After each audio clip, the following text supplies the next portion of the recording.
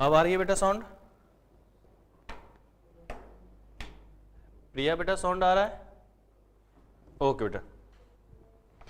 तो अब हम लोग देख रहे हैं बेटा यहाँ पर डिमांड शेड्यूल और डिमांड कर्व को।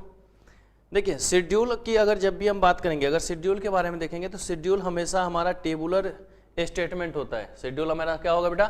Tabular statement. कि अगर कहीं पर भी हम टेबुलर स्टेटमेंट देखेंगे डिफरेंट प्राइस का, डिफरेंट प्राइस पर जो डिफरेंट डिमांड हुआ है, तो अगर उसका कोई भी हम टेबुलर स्टेटमेंट तैयार करते हैं तो वो हमारा किस नाम से जाना जाएगा बेटा? डिमांड शेड्यूल के नाम से जाना जाएगा। और अगर उसी का ग्राफिकल रिप्रेजेंटेशन कर दिया जाए कि जो भी हमारे पास शेड्यूल गिवन होगा, जो भी शेड्यूल दिया हुआ होगा, अगर उसका ग्राफिकल रिप्रेजेंटेशन कर देंगे तो वो हमारा किस नाम से जाना जाएगा बेटा? डिमांड कर्व के नाम से। तो लिखिएगा demand schedule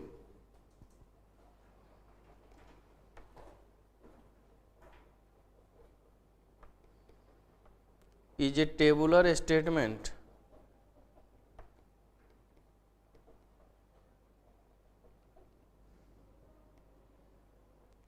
which shows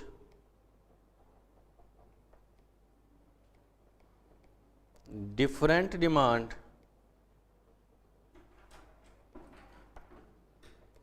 at different price। कि अलग अलग प्राइस पर जो अलग अलग डिमांड किए हैं उसका जो हमारा टेबुलर स्टेटमेंट होगा, उसका जो भी हमारा टेबुलर स्टेटमेंट होगा वही हमारा क्या कहलाएगा बेटा? डिमांड शेड्यूल के नाम से जाना जाएगा। तो जो भी हम डिफरेंट डिमांड किए हैं डिफरेंट प्राइस पर, उसका टेबुलर स्टेटमेंट हमें तैयार करना है। ठीक है। तो अगर हम इस तरीके से डिमांड देखते हैं, डिमांड शेड्यूल को देखते हैं, तो डिमांड शेड्यूल के कुछ ना कुछ टाइप्स तो होंगे बेटा। तो डिमांड शेड्यूल हमारा दो तरीके का होगा। कि अगर डिमांड शेड्यूल की बात करेंगे तो डिमांड शेड्यूल हमारा कितने तरीके का होगा बेटा? दो तरीके के हमारे डिमांड शेड्यूल होंगे। पहला है हमारा इंडिविजुअल डिमांड शेड्यूल,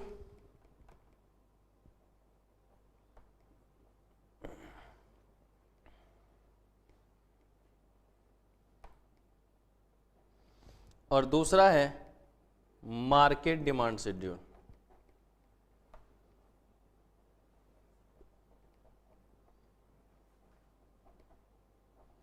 एक हमारा कौन सा है बेटा? इंडिविजुअल डिमांड शेड्यूल, और एक हमारा कौन सा है? Market demand schedule. अगर इंडिविजुअल डिमांड शेड्यूल की बात करें तो कहता है कि जहां पर सिंगल हाउस होल्ड की बात करें, सिंगल फर्म की बात करें, सिंगल मार्केट की बात करें, ठीक है, जहां पर single house hold, single firm और सिंगल मार्केट की बात करेंगे वो हमारा किस में आएगा बेटा? इंडिविजुअल डिमांड शेड्यूल के अंतर्गत आएगा। ठीक है। तो जहां पर भी इंडिविजुअली को किसी भी तरीके से हम लोग रिप्रेजेंट कर रहे हैं, जहां पर इंडिविजुअली को किसी भी तरीके से रिप्रेजेंट कर रहे हैं तो वो हमारा क्या होगा? इंडिविजुअल। लेकिन जितने भी इंडिविजुअल हैं उन सबको अगर एक साथ मिला दिया जाए, जितने भी हमारे पास इंडिविजुअल हैं उन सबको अगर एक साथ मिला दिया जाए तो वो हमारा किस नाम से जाना जाएगा बेटा?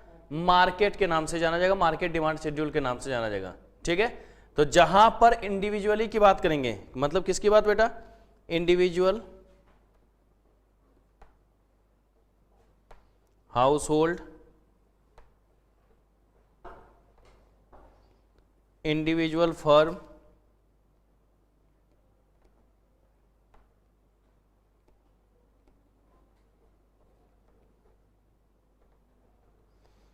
Individual market,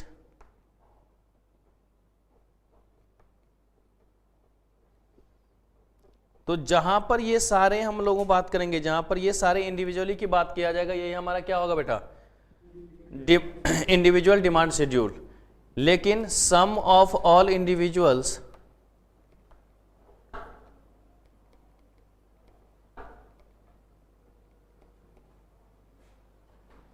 some of all individuals, कि जितने भी इंडिविजुअल्स हैं, जितने भी हमारे पास क्या है बेटा? इंडिविजुअल्स हैं, उन सबको अगर एक साथ मिला दिया जाएगा तो वो हमारा किस नाम से जाना जाएगा बेटा? मार्केट डिमांड शेड्यूल के नाम से जाना जाएगा, मार्केट डिमांड शेड्यूल कहलाएगा। ठीक है। तो जितने भी अगर डिमांड शेड्यूल एक साथ आएंगे अकेले वाले तो वो हमारा इंडिविजुअल, और उन सबको अगर जोड़ दिया जाएगा तो वो हमारा किस नाम से जाना जाएगा बेटा? मार्केट डिमांड शेड्यूल के नाम से जाना जाएगा, मार्केट डिमांड शेड्यूल कहलाएगा। ठीक है। तो जहां पर भी individual house hold, individual production की बात करते हैं, या मतलब फर्म की बात करते हैं, या मार्केट की बात करते हैं, तो वो हमारा इंडिविजुअल में आएगा।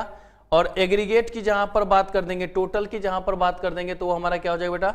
मार्केट के अंतर्गत आ जाएगा। ठीक है, तो सबसे पहली बात तो ये हमें यहां पर ध्यान में रखना है। नोट कर लिया यहां तक?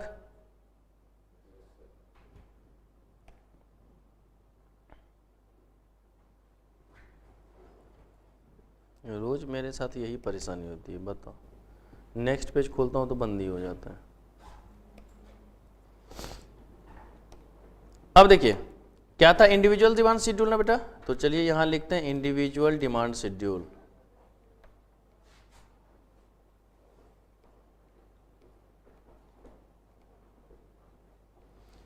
और यहां मार्केट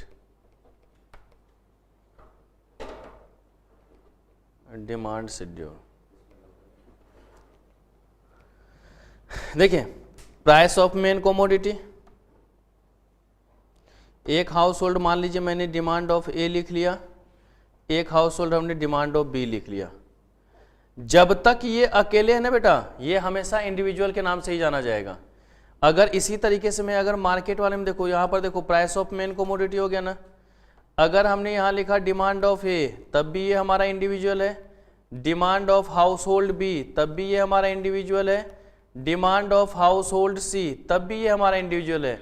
लेकिन अगर demand A plus B plus C कर दें, ऐप पे देख रहे हो क्या? ओके ठीक है, तो अगर demand of A plus B plus C हम तीनों निकाल लें, क्या करें बेटा, demand of A plus B plus C तीनों निकाल लें, तब हमारा क्या काम होगा ये भी तो हमें देखना है। तो अगर मान लीजिए कि इस केस में हम लोग देखें, तो मान लीजिए हमने प्राइस पहले लिया 10, फिर प्राइस हमने लिया 20, फिर हमने प्राइस ले लिया 30। 10 पे हमने मान लीजिए यहाँ पर 30 यूनिट किया, यहाँ पर 20 यूनिट है, यहाँ पर 10 यूनिट है, यहाँ पर 40 यूनिट था, फिर घट के 30 यूनिट हो गया, फिर घट के हमारा 20 यूनिट हो गया। क्योंकि हम सभी जानते हैं कि अगर प्राइस बढ़ेगा तो डिमांड ऑटोमेटिक क्या होगा बेटा, कम होगा ना। अगर प्राइस बढ़ेगा तो डिमांड क्या होगा, कम होगा, और प्राइस कम होगा तो डिमांड क्या होगा, बढ़ जाएगा। आगे आज हम वो भी देखेंगे लॉ ऑफ डिमांड को। तो कहीं पर भी अगर इस तरीके के सिचुएशंस आएंगे तो ये तो हमें देखना पड़ेगा ना कि भैया डिमांड पहले बढ़ा है या कम हुआ है, ये तो हमारे लिए कंपलसरी है देखना। अब उसी बेसिस पे हमने यहाँ पर एक और शेड्यूल बना लिया कि यहाँ पर हमने लिया प्राइस 10, 20 और 30। कितना लिया था बेटा अभी, 30, 20, 10।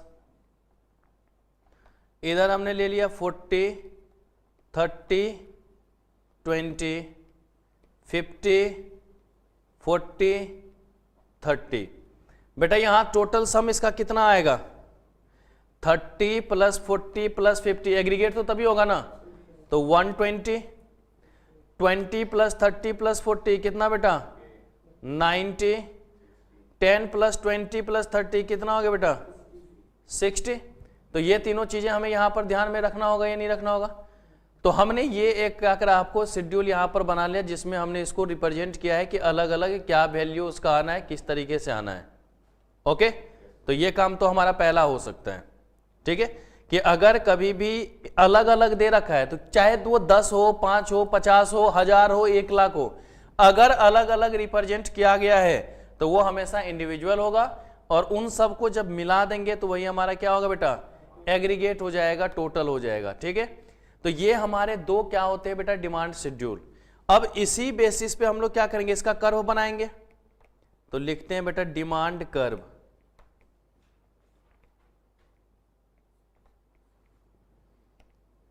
कहता है डिमांड कर्व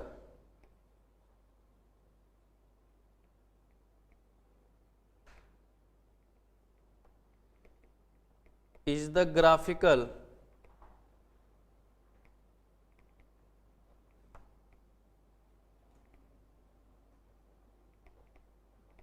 representation of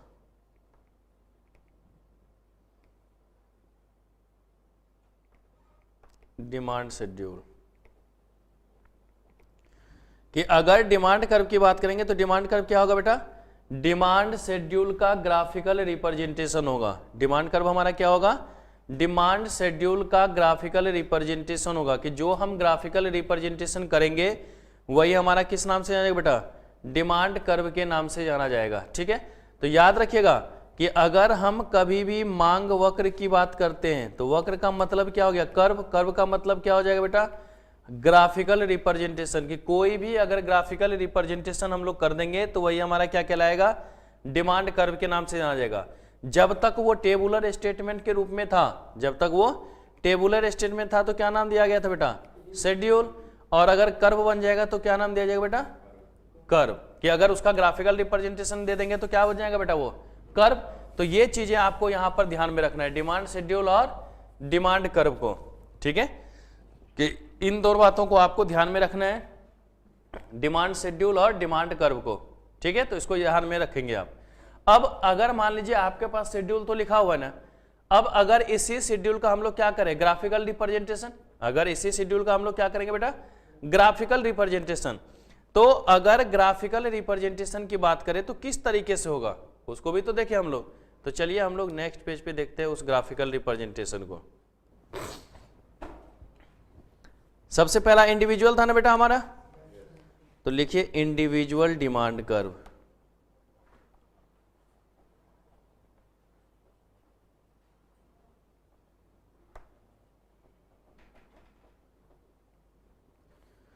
तो जो भी इंडिविजुअल डिमांड शेड्यूल होगा उसका ग्राफिकल रिप्रेजेंटेशन हमारा क्या होगा, इंडिविजुअल कर्व ना।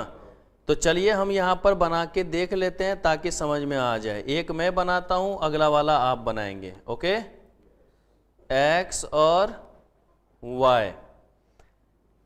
यहां पर पॉइंट ऑफ ओरिजिन 0, 10, 20, 30। डिमांड कितना है बेटा, 10, 20, 30, 40।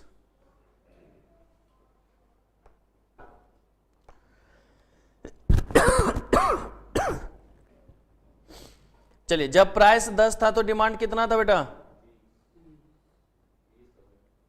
अच्छा 30 था। तो चलो कोई नहीं, 40 भी तो है ही है। जब प्राइस 10 था तो डिमांड कितना था, 30।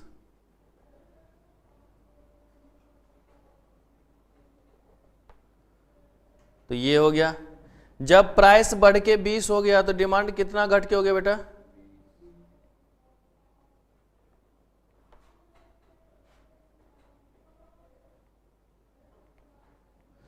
जब प्राइस 30 पे चला गया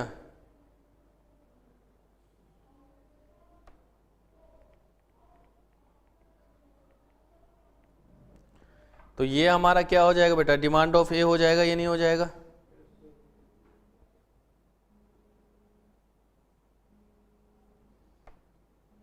डिमांड ऑफ ए, ये हमारा किस नाम से जाना जाएगा बेटा, डिमांड ऑफ ए के नाम से जाना जाएगा, एक कहलाएगा। Okay,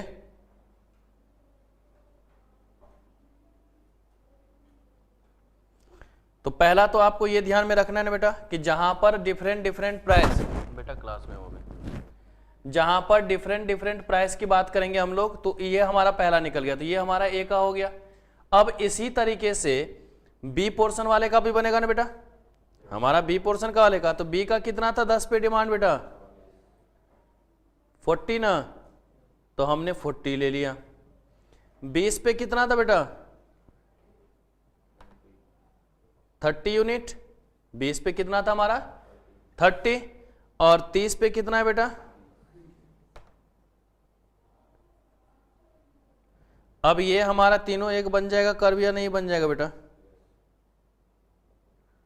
demand of B. तो देख रहे हैं कि ए का भी एक अलग ग्राफ बना है, बी का भी एक अलग ग्राफ बना है। तो जहां पर जब तक ये दोनों अलग अलग इस तरीके से बनेंगे, ये हमारा क्या कहलाएगा, इंडिविजुअल डिमांड शेड्यूल के नाम से जाना जाएगा, सॉरी इंडिविजुअल डिमांड कर्व के नाम से। तो क्या करेंगे हम लोग, अगर इंडिविजुअल कर्व था तो graphical representation of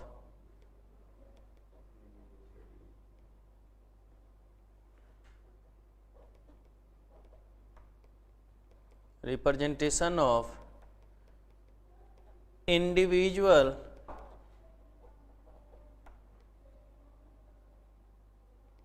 demand schedule, कि जो इंडिविजुअल डिमांड शेड्यूल है, जो हमारा इंडिविजुअल डिमांड शेड्यूल है, अगर उसी का ग्राफिकल रिप्रेजेंटेशन कर देंगे तो वो हमारा क्या कहलाएगा बेटा, इंडिविजुअल डिमांड कर्व के नाम से जाना जाएगा। तो देख रहे हैं यहाँ पे ए का अलग निकाला हमने, बी का हम अलग निकाल रहे हैं, तो दोनों अलग अलग है। तो जहां तक जब तक ये दोनों अलग अलग रहेंगे ये हमारा किस नाम से जाना जाएगा बेटा, इंडिविजुअल के नाम से जाना जाएगा। ठीक है, लेकिन ऐसी भी तो बातें हो सकती है कि दोनों को कंबाइंड कर दिया जाए, ऐसी बातें हो सकती है, नहीं हो सकती कि दोनों को कंबाइंड, कि जो हमारा निहारिका कहाँ खोए हुए बेटा, मैंने सोचा कि हो सकता है दूसरी दुनिया में। ठीक है, तो जहां पर हम लोग अगर इससे आगे बढ़ेंगे तो क्या होगा, एग्रीगेट की भी तो बात करेंगे ना। तो ये वाला सबने नोट कर लिया, ग्राफ बना लिया ये वाला, जल्दी कर लो बेटा, प्रिया बेटा ग्राफ बना लेना।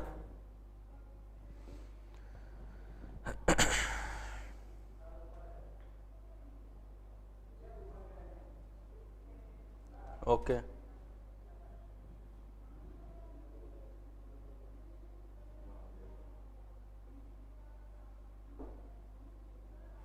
अब इसी में अगर हम लोग क्या बोले, मार्केट की बात करें, है ना, तो दूसरा हमारा क्या है बेटा, market demand curve.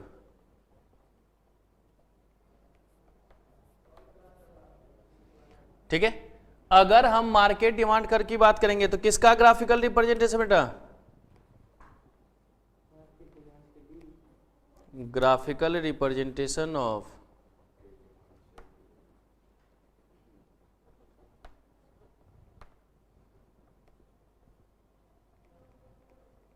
Market demand schedule. तो जहां पर मार्केट डिमांड शेड्यूल का ग्राफिकल रिप्रेजेंटेशन कर देंगे वो हमारा क्या होगा बेटा, मार्केट डिमांड कर्व के नाम से जाना जाएगा। तो अगर मार्केट डिमांड शेड्यूल का ग्राफिकल, तो फिर से इसका भी ग्राफ बनाना पड़ेगा, ये नहीं,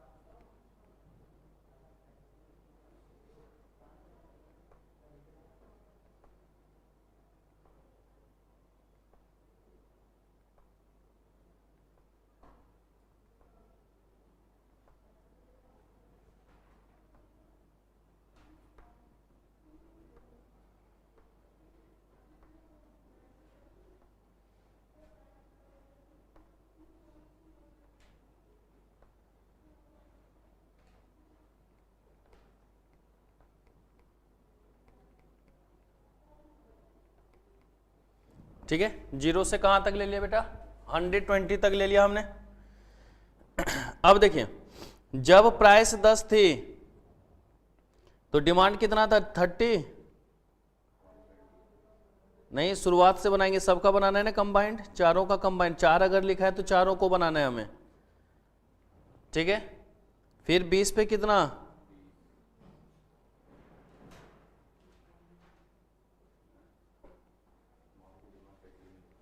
और 30 पे कितना बेटा,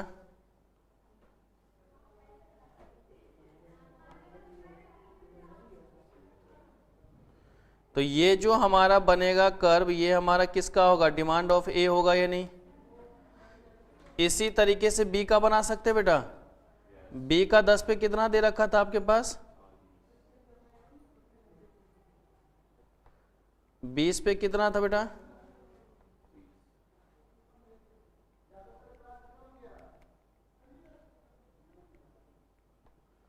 और 30 पे कितना था। तो ये अब जो हमारा कर्व बनेगा ये किसका होगा, डिमांड ऑफ बी। फिर उसके बाद सी का भी तो बन रहा है बेटा,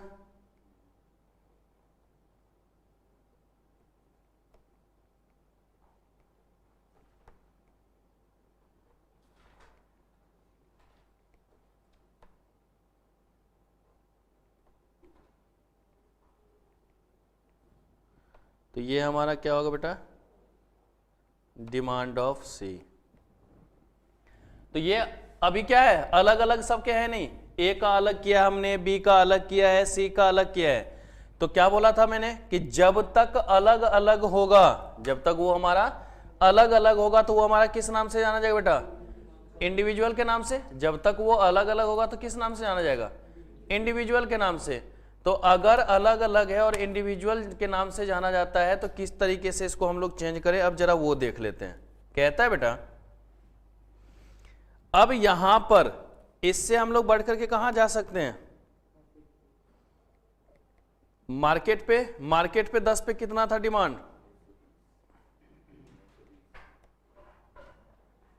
20 पे कितना था बेटा,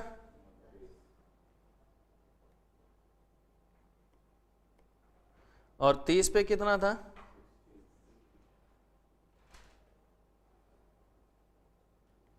तो अब जो ये हमारा कर्व बनेगा ये हमारा क्या होगा, अर्थात demand of A plus B plus C, क्या किस नाम से जाना जाएगा बेटा, ये A plus B plus C के नाम से जाना जाएगा। ओके, तो ये हम लोग ध्यान में रखेंगे, ठीक है।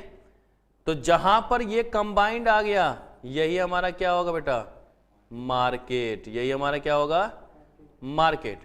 अब देखिए हमने एक्स एक्सिस भी लिखा हुआ है और वाई एक्सिस। आप लोग इतना तो जानते होंगे कि एक्स एक्सिस हम लोग क्वांटिटी लिख देते हैं, लेकिन ये क्वांटिटी का मतलब क्या है। वाई एक्सिस पे हम लोग क्या लिखेंगे बेटा, प्राइस ऑफ कॉमोडिटी। तो जो एक्स एक्सिस पे हमने कॉमोडिटी लिखा है, क्वांटिटी लिखा है, उसका क्या मीनिंग है वो जरा हम लोग लिख लेते हैं। तो पहले इसको नोट कर लो।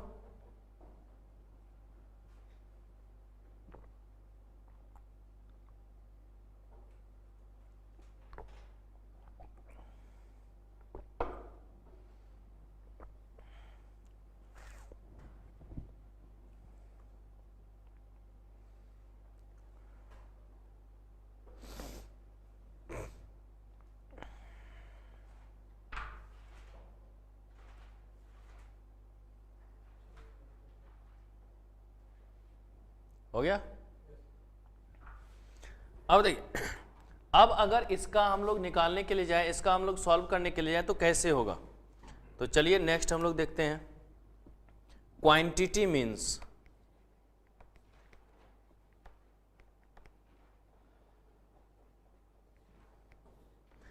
सबसे पहला हम लोग कौन सा टॉपिक पढ़ रहे बेटा, डिमांड ना। तो अगर डिमांड पढ़ रहे हैं तो वहां पर क्वांटिटी का क्या मतलब है ये देख लेंगे। फिर उसके बाद सप्लाई भी पढ़ेंगे, तो सप्लाई में भी कुछ डिमांड का मतलब होगा। और बेटा 1 नंबर का ये बार बार पूछता है, इस टाइप के क्वेश्चन 1 नंबर के बार बार आते हैं, इसलिए लिखवा रहा हूं ये। फिर उसके बाद डिमांड हो गया, ये सप्लाई हो गया। कंज्यूमर बिहेवियर भी तो पढ़ेंगे हम लोग।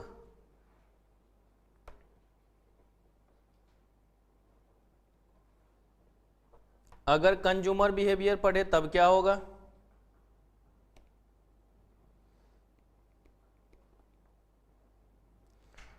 अगर प्रोडक्शन पढ़े तब क्या होगा,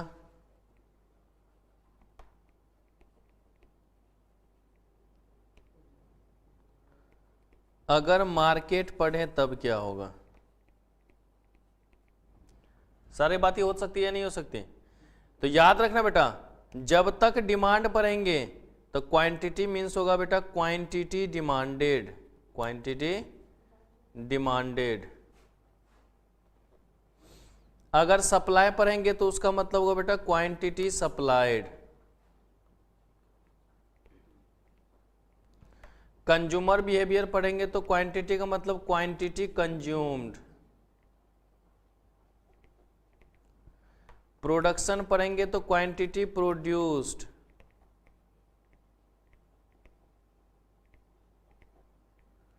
मार्केट पढ़ेंगे तो क्वांटिटी सोल्ड, क्योंकि मार्केट में तो प्रॉफिट का डिटर्मिनेशन करना पड़ता है बेटा। तो ये सारी अलग अलग चीजें हमें यहां पर पढ़नी है। तो ये 1 मार्क्स का आपको बार बार पूछा जाता है, 1 मार्क का क्वेश्चन इसमें से आ जाता है। कि क्वांटिटी का क्या मतलब है, इसको एक नंबर में आपको बार बार रिप्रेजेंट किया जाता है, तो हमें याद रहना चाहिए। कोई ऐसा टफ तो है नहीं कि याद नहीं रख सकते भाई, सारी चीजें तो हमें पढ़नी है ना, और नाम से ही रिलेटेड है। देखो ना, डिमांड है तो डिमांडेड, सप्लाई है तो सप्लाइड, कंज्यूमर बिहेवियर है तो कंज्यूमर से कंज्यूमशन तो कंज्यूम्ड, प्रोडक्शन है बना रहे हैं तो प्रोड्यूस, मार्केट है तो बेचबे करेंगे तो सोल्ड। तो ये सारी चीजें आपको यहां पर रिप्रेजेंट की जाएगी, किसके लिए बेटा? क्वांटिटी के लिए। तो ये हमारा हो गया क्वांटिटी का मतलब कि क्या क्या हमारा क्वांटिटी में देखा जाएगा। ओके, अब इससे बातें अब आती है हमारे लॉ ऑफ डिमांड की। तो चलिए बच्चों देखते हैं law of demand.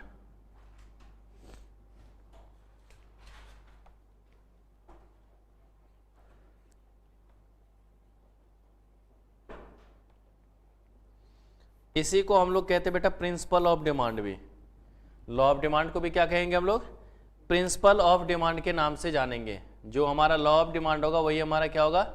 Principle of demand की बात हम लोग करेंगे। तो कहता है a consumer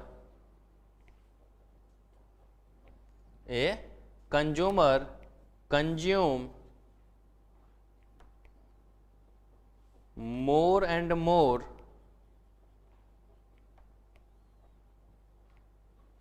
commodity at less price and vice versa. Vice versa का मतलब क्या बताया था पिछली क्लास में? Just opposite. But other things being constant.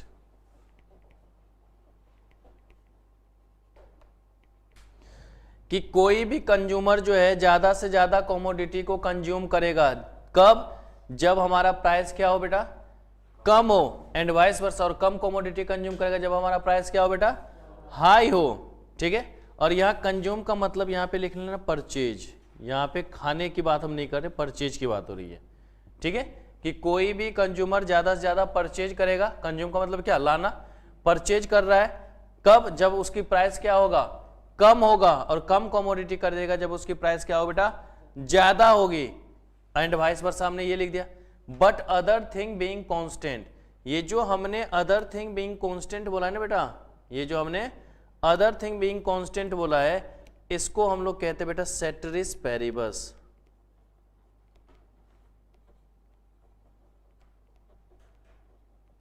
सेटरिस Paribas. तो ये भी ध्यान में रखने का, इससे भी थ्योरेटिकल क्वेश्चन आते हैं कि सेटरिस पेरिबस का अदर नेम क्या है, या अदर थिंग बीइंग कांस्टेंट का दूसरा नाम क्या है। ठीक है, तो ये भी हमारा स्टार है कि ये भी बार बार हमारा पूछा जाता है सेटरिस पेरिबस। तो क्या बोलेंगे उसको? Other thing being constant. क्या बोलेंगे बेटा? Other thing being constant. ठीक है, अब अदर थिंग में कौन सा भैया? तो कहते हैं देखिए, सबसे पहला तो प्राइस ऑफ रिलेटेड गुड्स होगा।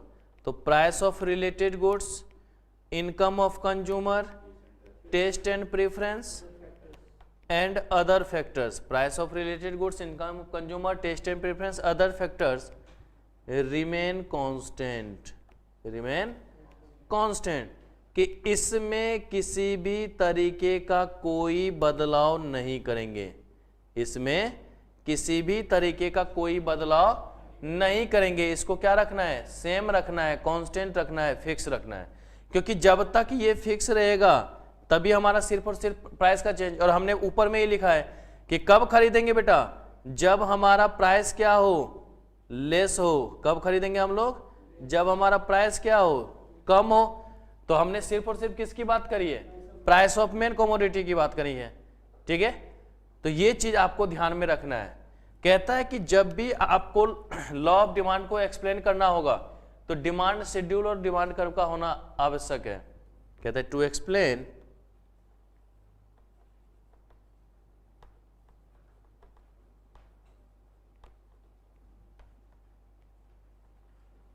Law of demand,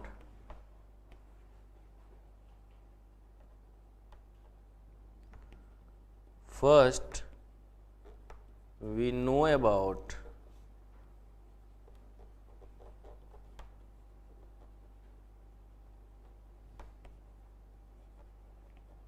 demand schedule and demand curve. कि अगर इस तरीके से देख रहे हैं तो क्या होगा कि पहले डिमांड शेड्यूल और डिमांड कर्व का होना आवश्यक है, क्योंकि जब तक डिमांड शेड्यूल और डिमांड कर्व के बारे में बात नहीं करेंगे हमारा काम नहीं होगा। और सबसे पहले हमने अभी यही तो देखा था, डिमांड शेड्यूल और डिमांड कर्व को ही तो समझाना बेटा, कि अगर सबसे पहले हमने देखा है तो किसको देखा है, डिमांड शेड्यूल और डिमांड कर्व को देखा है।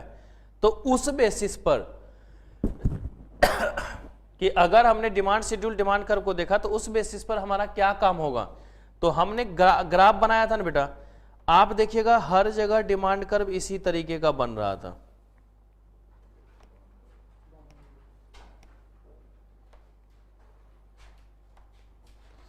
हम डी से लिख देते क्योंकि डिमांड की शुरुआत भी डी से हो रहा है और खत्म भी कहां से हो रहा है, डी से हो रहा है, तो हमने डी लिख दिया।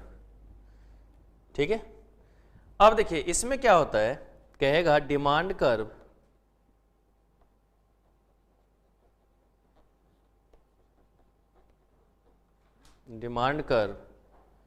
Sloping downward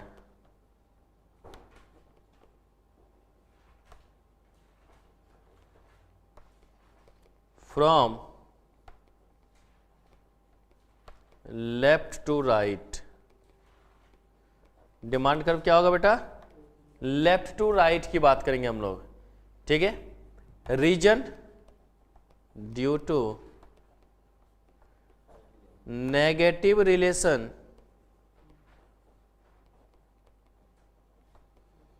between demand of main commodity and price of main commodity, है ना, कि जो हमारा मेन कमोडिटी का डिमांड है और जो उसका प्राइस है, दोनों में कौन सा रिलेशन होगा बेटा, नेगेटिव रिलेशन। तो इसलिए हमारा डिमांड कर्व क्या होगा, स्लोपिंग डाउनवर्ड होगा फ्रॉम लेफ्ट टू राइट, कि जो हमारा डिमांड कर्व है वो क्या होगा, left to right sloping downward होगा। तो इस चीज को हम लोग यहां पर देख के चलेंगे। ओके, लिख लिया।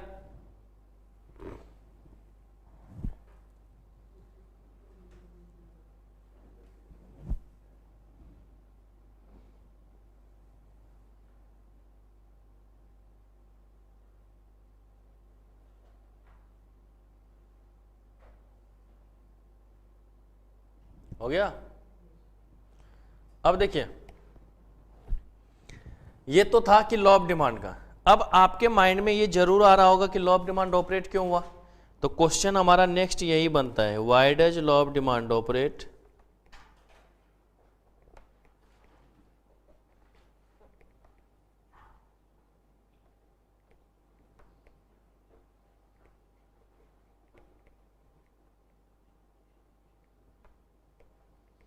इसी का मैंने और भी तरीका बोला था सोचने के लिए कि ऐसा भी हो सकता है, price of main commodity demand of main commodity में नेगेटिव रिलेशन क्यों होता है, या डिमांड कर्व स्लोपिंग डाउनवर्ड क्यों होता है। तो व्हाई डज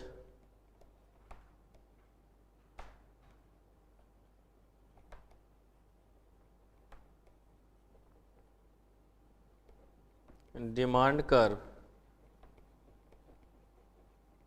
स्लोप डाउनवर्ड, क्या कारण है कि डिमांड कर्व क्या होगा, स्लोपिंग डाउनवर्ड होगा, या why does price of main commodity and demand of main commodity are negatively related. सब एक ही क्वेश्चन है, मीनिंग सबका एक ही है कि दोनों में लॉ ऑफ डिमांड ऑपरेट क्यों हो रहा है।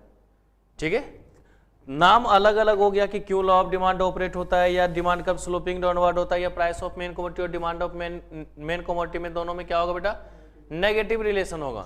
तो ये हमने यहां तक तो देख लिया। अब है कि ऑपरेट हुआ क्यों, क्वेश्चन नोट कर लिया। कहता है इसका ऑपरेट होने का दो कारण है, दो तरीके से इसको हम लोग समझ सकते हैं। ठीक है, अगर इसको देखना है ना कि लॉ ऑफ डिमांड के बारे में आप पढ़ रहे थे कि लॉ ऑफ डिमांड क्यों ऑपरेट हुआ, लॉ ऑफ डिमांड क्यों ऑपरेट हुआ, तो इसमें दो तरीके की बात हम लोग करेंगे, दो तरीके से समझेंगे। एक है हमारा बेटा ट्रेडिशनल अप्रोच,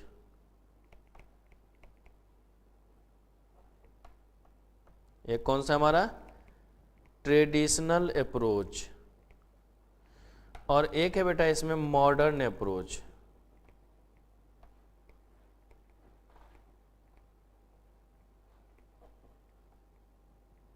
ठीक है, एक तो हमारा हो गया क्या बेटा ट्रेडिशनल अप्रोच, और एक हमारा क्या हो गया बेटा मॉडर्न अप्रोच। ठीक है, अगर ट्रेडिशनल अप्रोच की बात करें तो ट्रेडिशनल अप्रोच में 3 अलग अलग बातें हैं जिससे हमें यह पता चलता है कि इसमें नेगेटिव रिलेशन होता है। पहला है इसमें बेटा चेंज इन द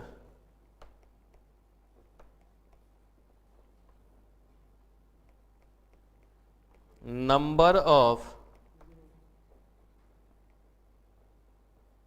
कंज्यूमर, कि अगर कंज्यूमर की संख्या में बदलाव हो रहा है, अगर क्या हो रहा है बेटा कंज्यूमर की संख्या में बदलाव हो रहा है, तो वो भी हमारा दिख जाता है कि दोनों में नेगेटिव रिलेशन है। तो अभी उसको भी एक्सप्लेन करेंगे। दूसरा है हमारा बेटा LDMU, law of diminishing marginal utility, and third one is diverse usage of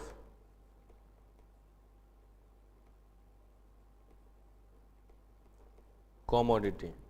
ये 3 कारण है जिससे हमें ये पता चल रहा है कि लॉ ऑफ डिमांड जो है ऑपरेट हो रहा है।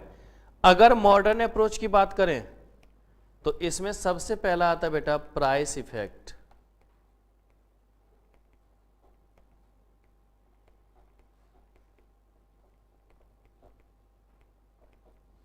दूसरा आता है बेटा substitution effect,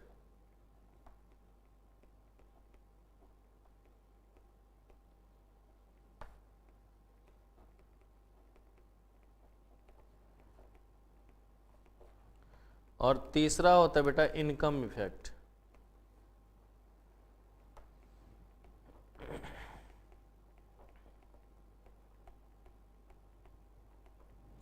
price effect, substitution effect और इनकम इफेक्ट, और लास्ट में यहां पे लिख देता हूं प्राइस इफेक्ट बराबर substitution effect plus income effect. BCom वाले बच्चों को ये क्वेश्चन कंपलसरी ये पूछेगा ही पूछेगा, जो भी फर्स्ट ईयर में होगा। ये वाला जो लास्ट वाला लिखा है पीई बराबर एस प्लस आई, ये कन्फर्मली है, पूछेगा ही पूछेगा। ठीक है, तो देखो अच्छी बात है ना, लेकिन दिक्कत एक ही है, हम एक्सप्लेन नहीं करेंगे क्योंकि फाउंडेशन में जरूरी नहीं है। हाँ, लेकिन जिसको जरूरत होगा ना उसको मैं जब कोर्स खत्म हो जाएगा, अभी तो एग्जाम में टाइम है ना, कब है मार्च में, जनवरी में मैं इसको बता दूंगा। अलग से पूछ लेना, जब कोर्स एक बार खत्म हो जाएगा तो पूछ लेना, मैं अलग से 1-1.5 घंटा लगेगा, मैं सारा समझा दूंगा इसका। ठीक है, क्योंकि उसमें मार्केट का भी कर्व होना चाहिए, फिर कॉस्ट वगैरह भी होना चाहिए, इंडिफरेंस कर्व भी होना चाहिए, तभी ये समझा पाएंगे, तो उसमें आपको मैं बता दूं। तो देखिए अब यहां पर ट्रेडिशनल अप्रोच, ट्रेडिशनल का मतलब होता है बेटा पुराने जमाने की बात। ट्रेडिशनल का मतलब क्या हो गया, पुराने जमाने की बात, कि जैसे हम शुरुआत में किस तरीके से किए होंगे नहीं करे। तो यहां पर हम एक्चुअल वैल्यू तो नहीं फाइंड कर पाएंगे, लेकिन दिख जाता है, ओरली हम इसको कंपेयर कर सकते हैं। हाँ देखो बढ़ रहा है ना, हो देखो पर्सन जो है नंबर ऑफ पर्सन कम हो रहा है ना, तो हम लोग सिर्फ उसकी बात करेंगे। हम लोग क्या करेंगे बेटा, सिर्फ और सिर्फ उसी की बात करेंगे कि हमें दिख जाएगा कि नंबर ऑफ पर्सन्स बढ़ा है या कम हुआ है, नंबर ऑफ पर्सन्स जो है हमारे पास बढ़ा है या कम हुआ है, इस चीज को हम लोग यहां पर देखेंगे। तो पहला तो आपको ये हमें ध्यान में रखना है। ओके, अब उसके बाद कहता है कि अगर मान लीजिए कि हमने ये तो देख लिया, जैसे कभी कभी आपको सुनने को मिलेगा कि देखो भैया महंगा हो गया, कोई भी सामान क्या हो गया बेटा महंगा हो गया। तो अगर हम महंगा की बात कर रहे हैं तो इसका मतलब, आप जैसे अभी देखो ना, कुछ दिन पहले जैसे प्याज वगैरह महंगा हुआ था, या फिर दाल वगैरह महंगा हुआ, अभी सरसों का तेल महंगा था, तो घर वाले भी बोलते हैं ओ जरा तेल का उपयोग कम किया कर, वैसे भी शरीर के लिए हार्मफुल होता है, ज्यादा उपयोग ना किया कर। होता या नहीं होता बेटा, तो कम उपयोग कर, क्यों, क्योंकि प्राइसवा बढ़ा है, तो इसलिए वो ऐसी बातें कर रहे होंगे, है कि नहीं, कि भाई ज्यादा से ज्यादा खपत होगा तो एक्सपेंडिचर ज्यादा होगा, अगर ज्यादा से ज्यादा खत्म होगा तो एक्सपेंडिचर भी क्या होगा हमारा ज्यादा होगा। तो वो क्या कहते हैं कि आपको कि भाई कम से कम खर्चे करने की कोशिश कर, कम से कम क्या कर, खर्चे करने की कोशिश कर तो ज्यादा सही रहेगा। तो पहला ये तो देख रहा है हमें कि अगर आप अपने नजर से देखो ना, कहीं पर आपको सेल लगता है, ठीक है, तो वहां भीड़ ज्यादा होती है नहीं होती। जब कभी मोबाइल वगैरह का सेल आएगा, मोबाइल का ऑफर आता है, देखो ना सेकंडों में क्या होता है, आउट ऑफ स्टॉक है कि नहीं, सेकंडों में स्टॉक क्या हो जाता है, आउट ऑफ स्टॉक हो जाता है। अब बताओ एक सेकंड में आदमी ने क्या बुक किया होगा जो तुरंत बिक हो खत्म हो जाता है, तो आउट ऑफ स्टॉक हो जाता है। मतलब अगर सेल निकला तो ऑटोमेटिक लोगों की संख्या बढ़ गई या नहीं बढ़ गई, है कि नहीं। लेकिन अगर मान लीजिए वही आईफोन कह दे कि देखिए पहले तो कॉस्ट था 80,000 रुपए, अब मैं 1,20,000 रुपए लूंगा, लोग क्या बोले है क्या लेने की जरूरत है, दूसरा फोन ना ले लेंगे, जरूरी है आईफोन ही यूज करें, है ना। तो इफेक्ट आया ही नहीं आया। तो अगर कहीं पर हमें ऐसा दिख रहा है कि प्राइस कम हो रहा है, तो हम देखते हैं कि कंज्यूमर का जो फुटफॉल है, जो आने की संख्या वो क्या हो जाती है बेटा, बढ़ जाती है, ठीक है। जो कस्टमर हमारे पास आते हैं वो क्या होता है, बढ़ जाता है। जितने नंबर ऑफ कस्टमर्स पहले आते थे उससे ज्यादा अब आ जाएंगे, तो ये देखने को मिलता है। फिर उसके बाद क्या होता है बेटा कि कुछ समय में ऐसे भी स्थिति आती है कि अगर प्राइस महंगा हो तो क्या बोलते हैं, यार महंगाई इतनी बढ़ गई, आजकल कस्टमर भी दिखने को नहीं मिल रहा है कि नहीं, कि लोग घर से निकल नहीं रहे हैं। तो मतलब प्राइस बढ़ा तो ऑटोमेटिक लोगों ने कम कर दिया, ये नहीं कर दिया। तो ये चीजें सबसे पहले देखनी है कि अगर नंबर ऑफ कंज्यूमर्स में बदलाव हमें दिखता है तो हम समझ जाते हैं कि प्राइस में क्या हुआ है, चेंज हुआ है। अगर नंबर कस्टमर ज्यादा आने लगे तो हम क्या बोलेंगे, अच्छा प्राइस सस्ता हो गया है। कस्टमर नहीं आने लगा, हम क्या बोलेंगे, लगता है महंगा हो गया है कि नहीं। तो कस्टमर की संख्या को देख करके भी हम पता कर सकते हैं कि दोनों में कौन सा रिलेशन है बेटा, नेगेटिव रिलेशन है। दोनों में कौन सा रिलेशन है, नेगेटिव रिलेशन है। ये तो पहला काम हो गया। फिर उसके बाद है दूसरा, law of diminishing marginal utility. कौन सा बेटा,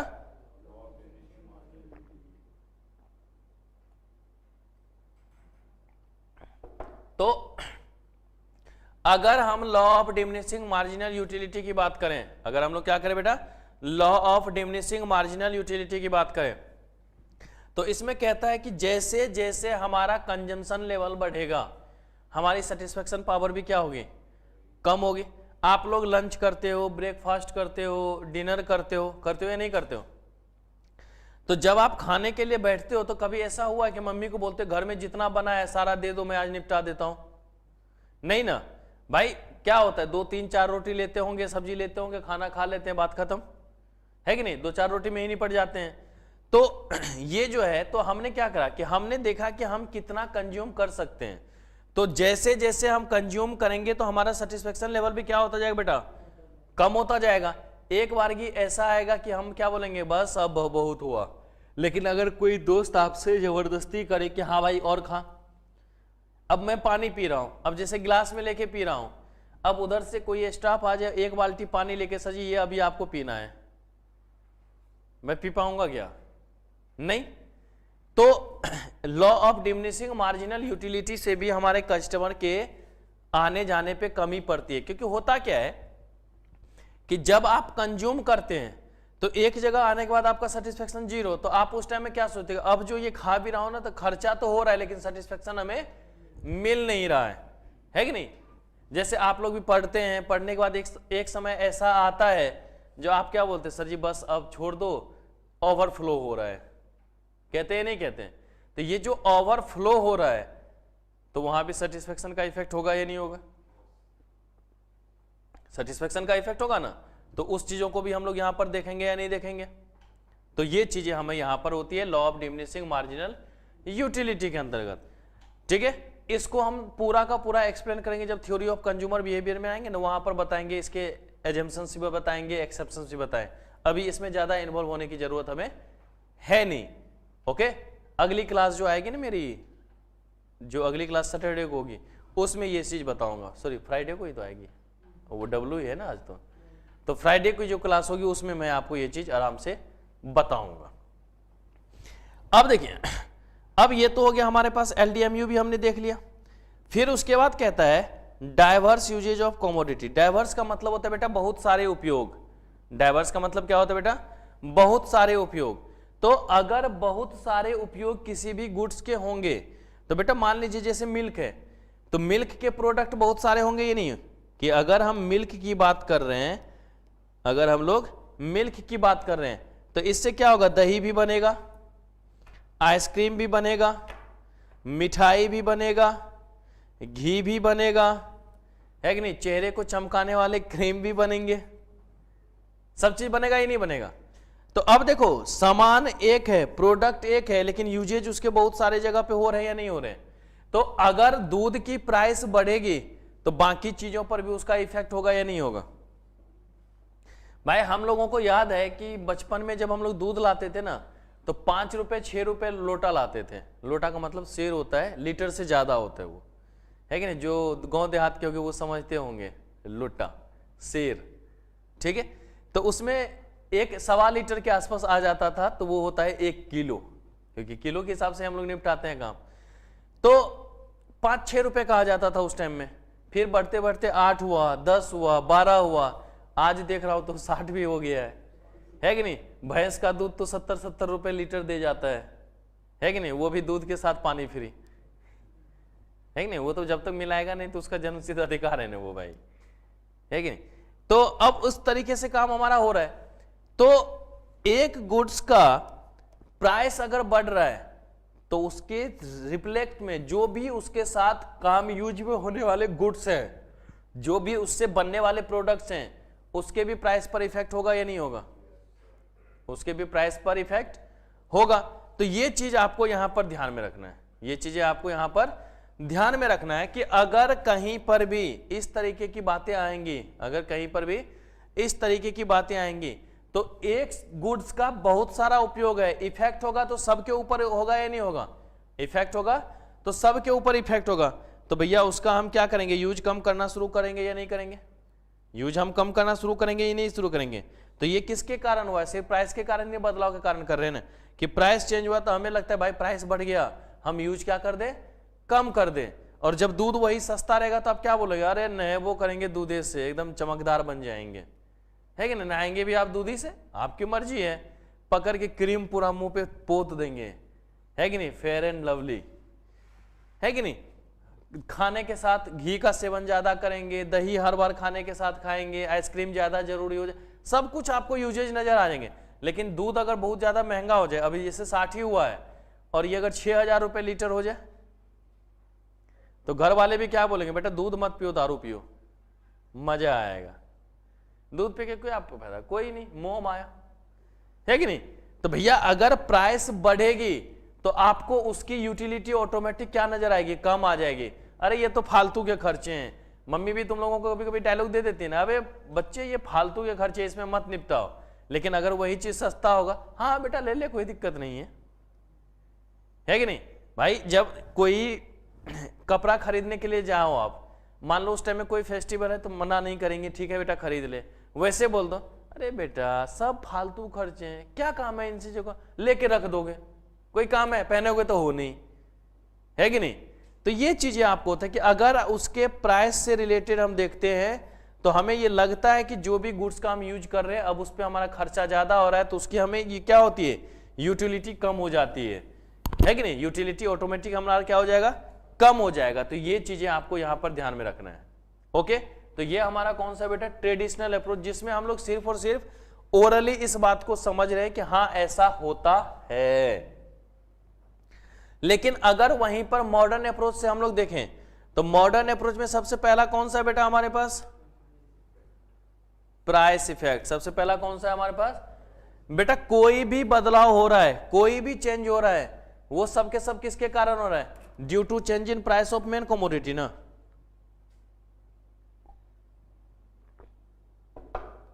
कंज्यूमर की संख्या में बदलाव हुआ, प्राइस को देख रहे थे, एलडीएमयू ऑपरेट हुआ, प्राइस को देख रहे थे, डाइवर्स यूजेज ऑफ कमोडिटी हो रहा था, प्राइस को देख रहे थे। तो जो भी चेंजेज होगा वो किसके कारण हो रहा है बेटा, प्राइस के कारण। तो इसलिए इसका क्या नाम हो जाएगा, प्राइस इफेक्ट। इसलिए इसका क्या नाम दे दिया जाएगा, प्राइस इफेक्ट।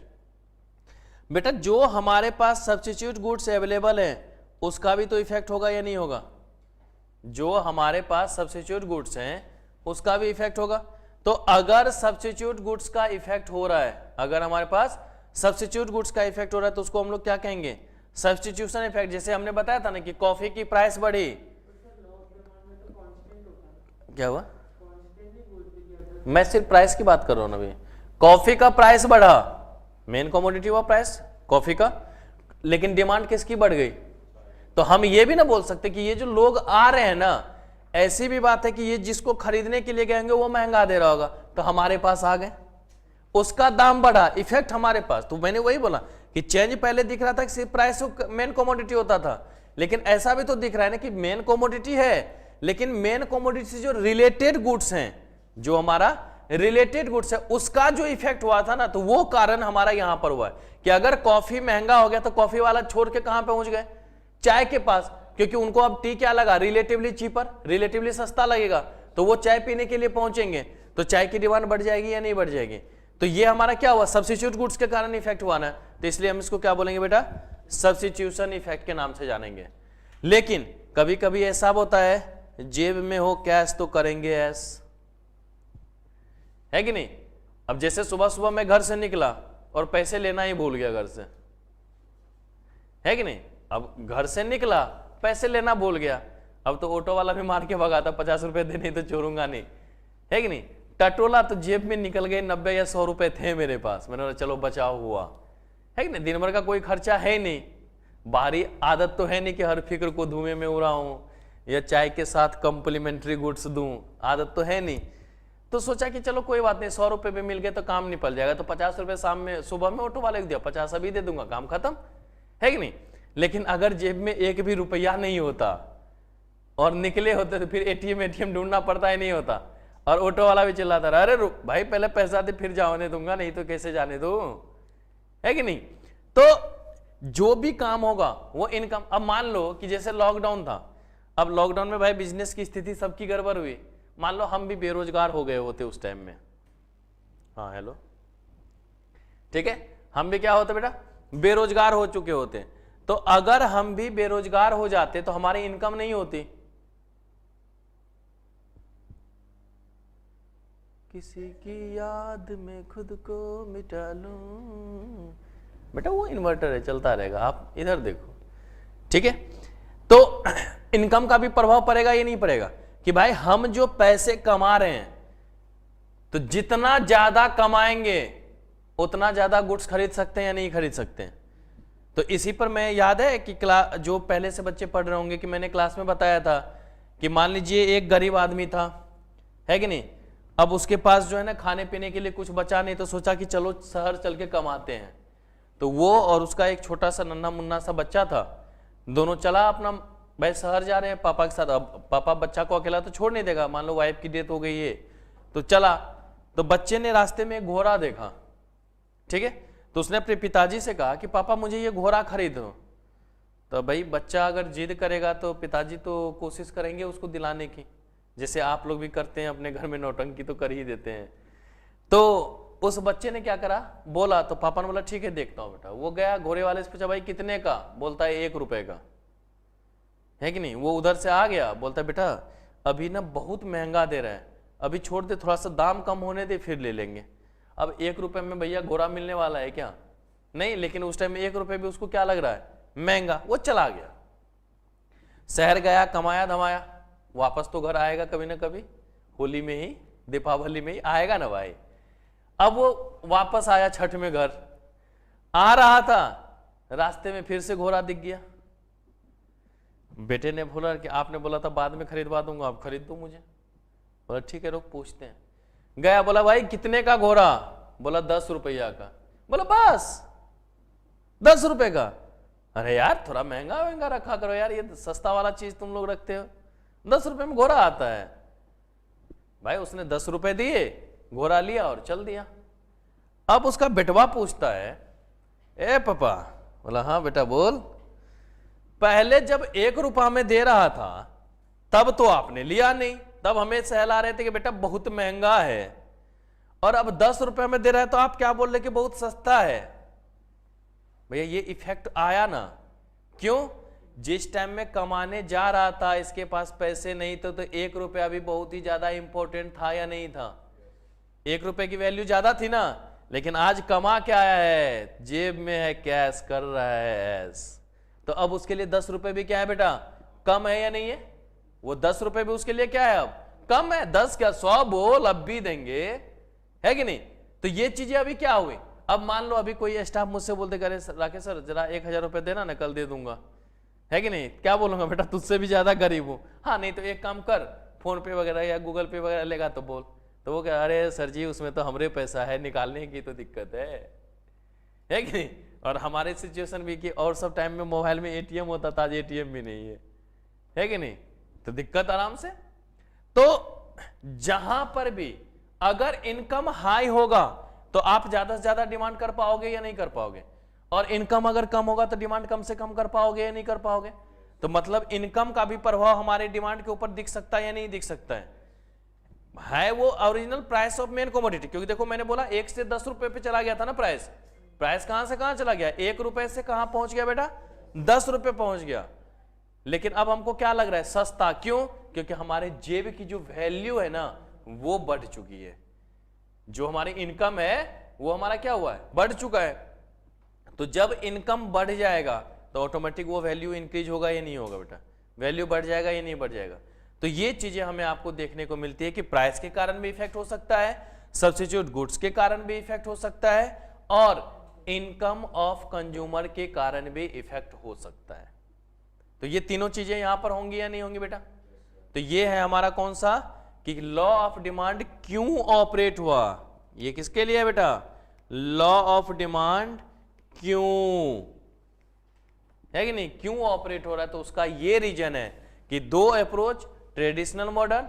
ट्रेडिशनल में हमने कौन कौन सा देखा बेटा, change in the number of consumer, law of diminishing marginal utility, और डाइवर्स यूजेज ऑफ कमोडिटी। अगर उसी तरीके से हम लोग मॉडर्न अप्रोच में देख रहे हैं तो मॉडर्न में कौन सा बेटा, प्राइस इफेक्ट, फिर कौन सा बेटा, सब्स्टिट्यूशन इफेक्ट, और बाद में हम लोगों ने क्या देखा, इनकम इफेक्ट। तो इस कारण से हमारा लॉ ऑफ डिमांड ऑपरेट हो सकता है या नहीं हो सकता बेटा। लेकिन कुछ ऐसी भी चीजें हैं जहां पर लॉ ऑफ डिमांड ऑपरेट होगा ही नहीं। तो लॉ ऑफ डिमांड ऑपरेट नहीं होने का मतलब क्या है, exceptions of law of demand ना बेटा। तो चलिए लिखते हैं एक्सेप्शंस ऑफ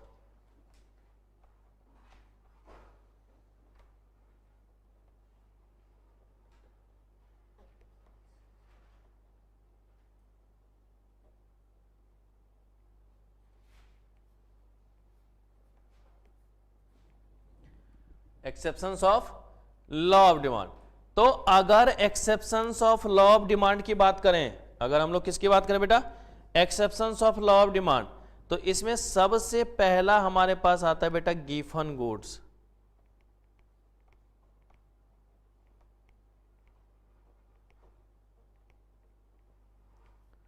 सबसे पहला क्या होगा बेटा, given goods.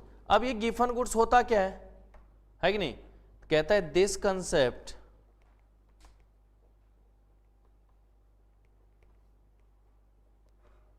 was given by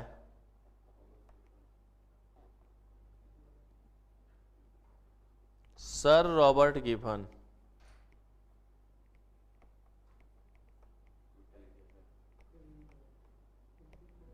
क्या हुआ, अच्छा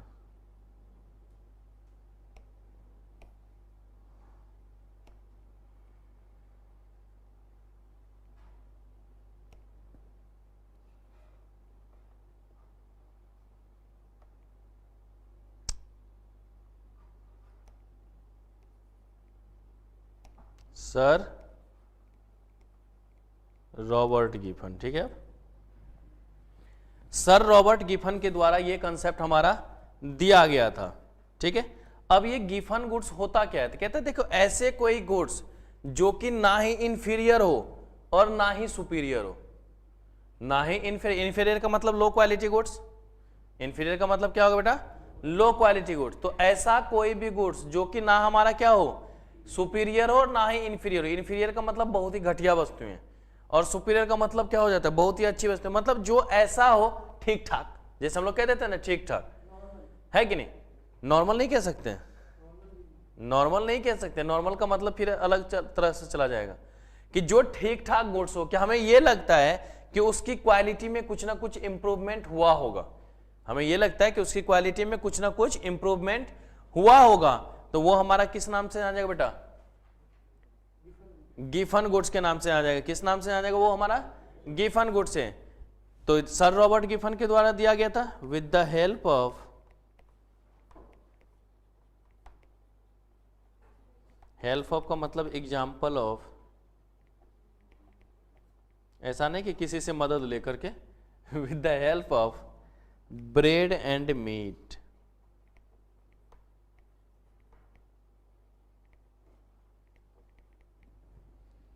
ठीक है। जैसे आप ब्रेड वगैरह परचेज करते हो, ब्रेड खरीदने के लिए जाते हो तो क्या लेते हो? ब्रिटानिया हार्वेस्ट लेते हो, ब्रिटानिया या हार्वेस्ट लेते हो। औरों से उसका दाम ज्यादा है या नहीं है? भाई मार्केट में तो बहुत सारे नॉर्मल भी ब्रेड्स आते हैं ना, लोकल ब्रेड, लेकिन आप क्या बोलते हैं? ना ये लोकल ना चलेगा। कौन सा चलेगा? ब्रिटानिया का ब्रेड चलेगा। भैया है तो सब एक ही जैसा, लेकिन आपको क्या लगता है कि उसकी क्वालिटी इंप्रूव्ड हुई होगी। बिस्किट लेने जाते हैं तो क्या बोलते हैं? ब्रिटानिया का देना या प्रिया गोल्ड का देना या मेरी गोल्ड का देना। तो ये क्या है कि आपको लगता है कि उसकी क्वालिटी क्या होगी? इंप्रूव। पैसा ज्यादा हो चुका फिर भी आप डिमांड करते हैं ना, तो भाई पैसा बढ़ने पर भी डिमांड कर दिए तो लॉ ऑफ डिमांड ऑपरेट हुआ क्या? नहीं। लॉ ऑफ डिमांड तो कहता था कि पैसा कम हो तब खरीदो, और पैसा ज्यादा हो गया तो कम कर दो, लेकिन फिर भी आपने पैसा बढ़ने पर भी खरीदा है, तो क्या लॉ ऑफ डिमांड ऑपरेट हुआ वहां पर? नहीं हुआ ना। तो ये बात यहां पर देखना है। तो इस केस में जो हमारा डिमांड कर्व होता है बेटा, वो स्लोपिंग अपवार्ड हो जाएगा, कि जो हमारा डिमांड कर्व है वो क्या हो जाएगा बेटा? Sloping upward. अब ये सप्लाई नहीं है, डिमांड कर्व भी है, लेकिन ऐसे सप्लाई होता है या नहीं होता? तो बताइए लॉ ऑफ डिमांड ऑपरेट हुआ क्या? नहीं हुआ। तो एक चीज याद रखिएगा कि जितने भी गिफन गुड्स हैं वो कभी ना कभी इंफीरियर रहा होगा, है कि नहीं? लेकिन जो इंफीरियर है जरूरी नहीं है कि वो गिफन गुड्स बन ही जाएं। तो लिखेंगे यहां पर all given goods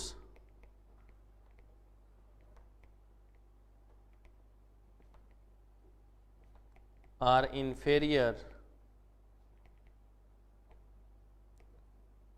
but all inferior are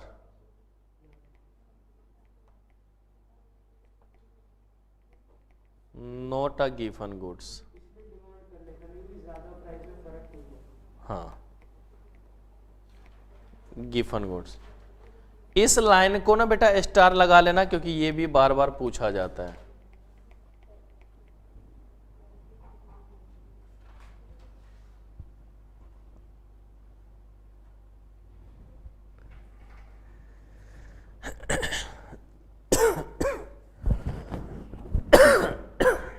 हो गया? पर मजा तो फिर भी नहीं आएगा, मोह माया वाली बात है ये तो। दूसरा लिखिएगा बेटा। अब बस लिखवाना इसी में था, बाकी सबके खाली नाम लिख देंगे तो काम चल जाएगा। दूसरा लिखिएगा बेटा कंस्पिशियस गुड्स। क्या हुआ?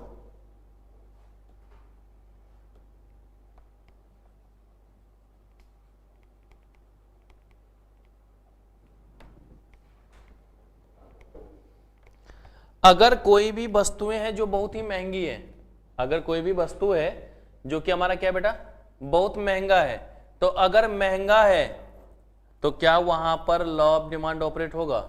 भाई लाखों का सामान खरीदने के लिए जा रहे हैं, अगर वहां 1-2 हजार रुपये बढ़ भी जाएगा तो क्या बोलेगा? अरे इतना तो चलता है यार, है कि नहीं, दे दे कोई बात नहीं। तो जो महंगी वस्तु है ना, जैसे वो मैंने बताया था, मुझे 9 लखा मंगा दे वो सैया दीवानी। भैया जो 9 लखा हार लाएगा तो 9,05,000 का काहे नहीं लाके दे सकता है भाई, है कि नहीं? क्योंकि उसमें बोला भी गया था, तेरे ये आंसुओं की बूंद की कीमत बहुत ज्यादा है कि नहीं? 2 लाख 2 लाख फिर 2 फिर 2, तो बढ़ सकता है नहीं बढ़ सकता, है कि नहीं? तो जो कंस्पिशियस गुड्स होती हैं उसमें कभी भी एलडीएमयू ऑपरेट नहीं होगा। उसी तरीके से तीसरा है हमारा बेटा कंस्पिशियस नेसेसिटीज।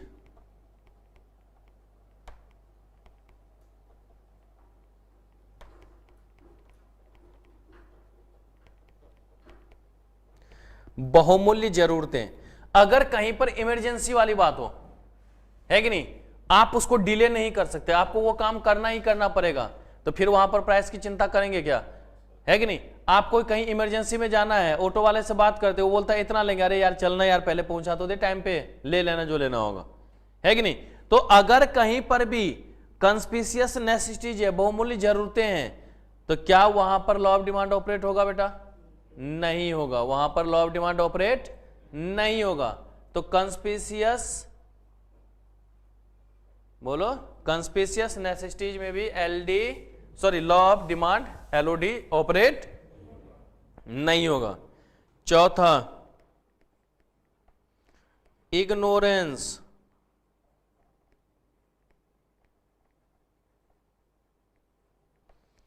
इग्नोर का मतलब क्या होता है बेटा?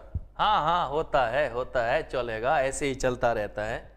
पेट्रोल की प्राइस डेली बेसिस पे कुछ ना कुछ बदलती रहती है, आप क्या बोलते हैं? अरे यार ये तो डेली का काम है, बदलता ही रहेगा। या फिर सब्जी वगैरह का मार्केट जाओ, दाम में उतार चढ़ाव लगा रहता है, तो आप क्या बोलते हैं? अरे यार छोटा मोटा ये बदलाव तो होता ही रहता, छोड़ दिया क्या, कौन होगा, कुछ नहीं होता इससे। आपने छोड़ दिया, लॉ ऑफ डिमांड छोड़ेगा क्या? तो अगर हम किसी चीज को इग्नोर भी कर देते हैं तब भी वहां पर लॉ ऑफ डिमांड ऑपरेट नहीं होगा। पांचवा, इरेशनल एटीट्यूड,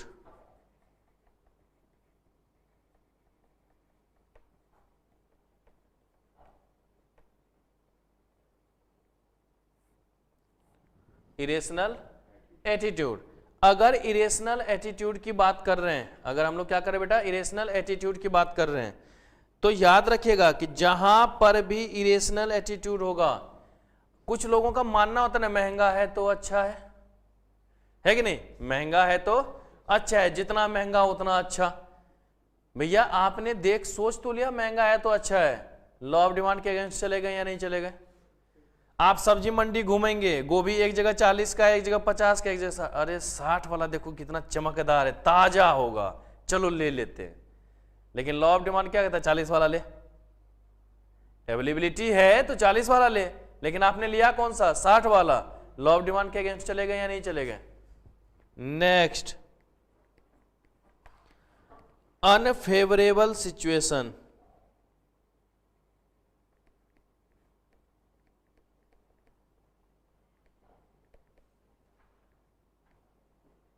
अनफेवरेबल सिचुएशन, अगर सिचुएशन आपके अगेंस्ट हो, अगर सिचुएशन क्या हो बेटा? आपके अगेंस्ट हो, तो सिचुएशन आपके अगेंस्ट होगा तो वहां भी लॉ ऑफ डिमांड ऑपरेट नहीं होगा। जैसे बेटा युद्ध हो रहा हो, है कि नहीं? महंगाई बढ़ेगी या नहीं बढ़ेगा? कर्फ्यू लगा हो, लॉ ऑफ डिमांड ऑपरेट होगा क्या? नहीं होगा। प्राकृतिक आपदाएं आ जाए, भूकंप आ जाए, बाढ़ आ जाए, तो इस सब केस में भी क्या होगा? लॉ ऑफ डिमांड ऑपरेट होगा। कोरोना आ जाए, अभी तो सबसे जीता जागता उदाहरण था ना, हम सभी घर में बंद थे, सामान महंगा हुआ या नहीं हुआ? घर पे सब्जी वाला आता था, बोलता ओ 20 रुपया नहीं मिला, 30 रुपए का देंगे, लेना है तो लो, नहीं लेना है तो मत लो, है कि नहीं? आपकी जरूरत है, क्या बोलोगे? अबे ला यार, आप डायलॉग ऊपर से और दे देते हैं, आप मजबूरी का फायदा उठा ले बेटा, तो बोलेगा यही तो मौका है निचोड़ने का, है कि नहीं? तो कहीं भी अगर अनफेवरेबल सिचुएशन होगा तो वहां पर भी लॉ ऑफ डिमांड ऑपरेट नहीं होगा। कहीं भी अगर अनफेवरेबल सिचुएशन होगा तो लॉ ऑफ डिमांड ऑपरेट नहीं होगा। फिर उसके बाद है बेटा इंपल्सिव परचेज।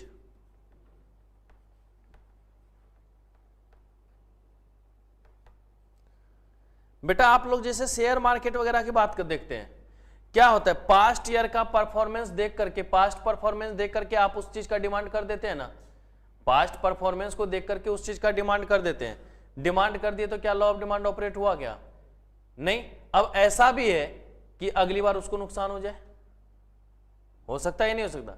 तो जहां पर दूसरों की बातों में आकर के आप कोई भी डिमांड करते हो तो वहां पर भी लॉ ऑफ डिमांड ऑपरेट नहीं होता, है कि नहीं? वहां पर भी लॉ ऑफ डिमांड ऑपरेट नहीं होता। जैसे कोई कस्टमर केयर आपको फोन करता है, अरे सर जी ये ऑफर है, ये ऑफर, अच्छा बोलते चल ठीक है एक्टिवेट कर दे, है कि नहीं? बाद में बोलते अबे यार बेकार ले लिया, ये हर महीने 30 रुपए का झंझट ही है, एक होता या नहीं होता बेटा, है कि नहीं? तो दूसरों की बातों में आकर के अगर आपने कुछ भी डिमांड किया है तो वहां ये अप्लीकेबल नहीं होगा। तो नॉर्मली हम लोग शेयर मार्केट की बात कर देते हैं, तो ये क्योंकि सबसे अच्छा है ना कि हम पास्ट ईयर का उसका परफॉर्मेंस देख के उसी बेसिस पे खरीदते हैं, तो सिर्फ उसकी बातों में आकर के ना खरीदा हमने, है कि नहीं। हम तो जाकर के खुद से ऑडिट नहीं किए कि नहीं ये झूठ बोल रहा है, ये सही बता रहा है। अब कुछ तो सत्यम कंप्यूटर्स की तरह भी हो सकता है ना बेटा, डूब जाए, है कि नहीं, 5,000 करोड़ दिखाए और एक भी रुपया आना, तो ऐसी भी चीजें हो सकती है, नहीं हो सकती। तो इंपल्सिव परचेज में भी कभी भी लॉ ऑफ डिमांड ऑपरेट नहीं होगा। फिर हम लोग लिख देते बेटा future expectation to change in price, future expectation to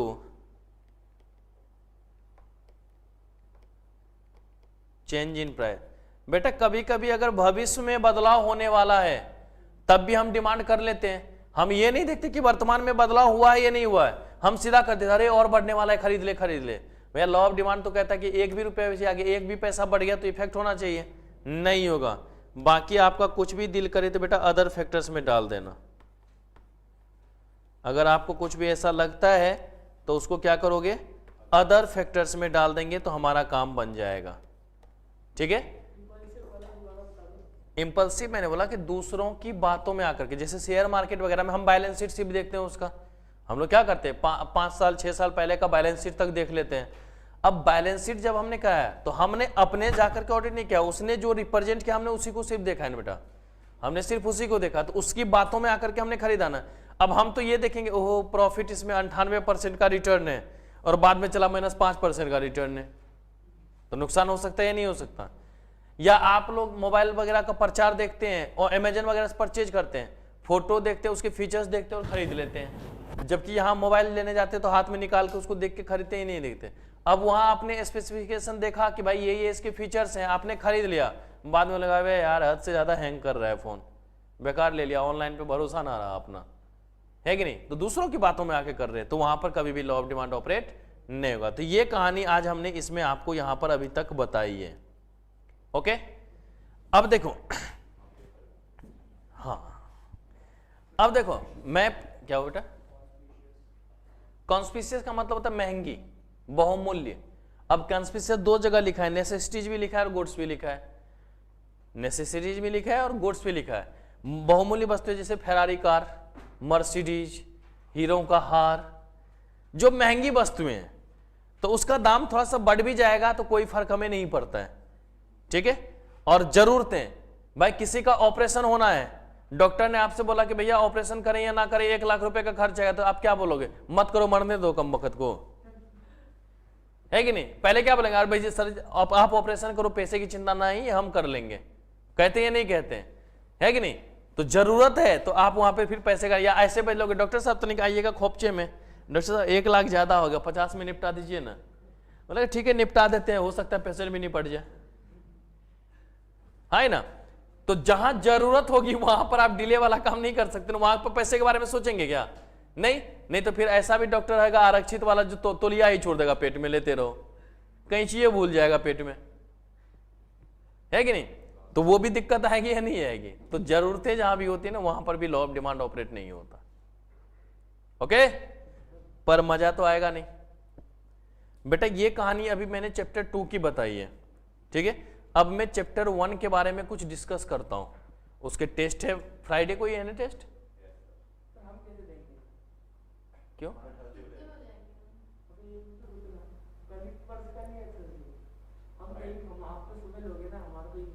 बर्दाश्त कर लो, फ्राइडे को कॉलेज है, सैटरडे को दे देना, हो गया सॉल्यूशन। क्यों 8:30 से 12:30, यहाँ पर कितने बजे तक पहुंच जाओगे,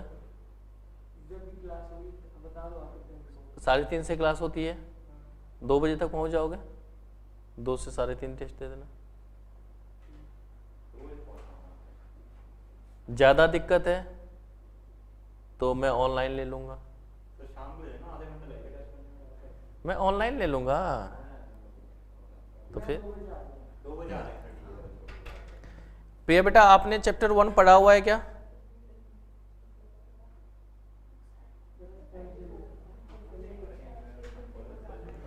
तो अभी मैं उसमें कुछ क्वेश्चन डिस्कस कर रहा हूं, तो बस ऐसे सुनते रहना, कोई दिक्कत नहीं है, ठीक है, बस सुन लेना उसको अच्छे से,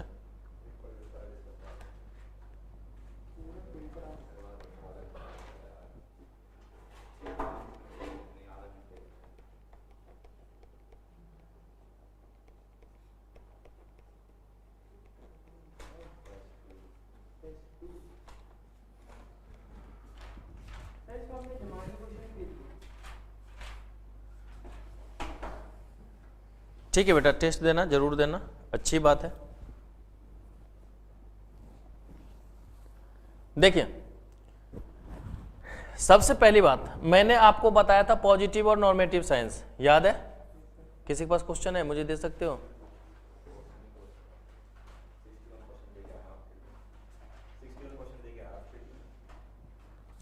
धन्यवाद।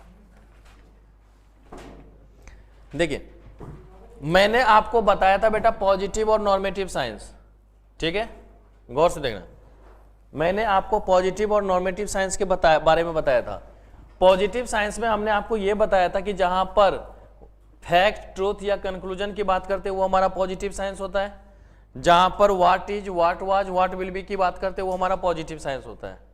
अब एक वो बताओ, मैंने क्वेश्चन इसमें इस तरीके से दे दिया कि पॉजिटिव साइंस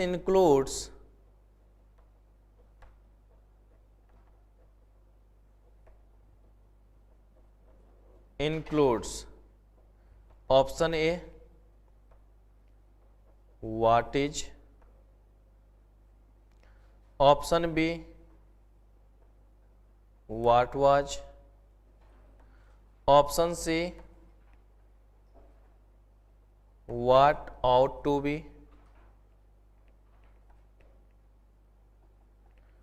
ऑप्शन डी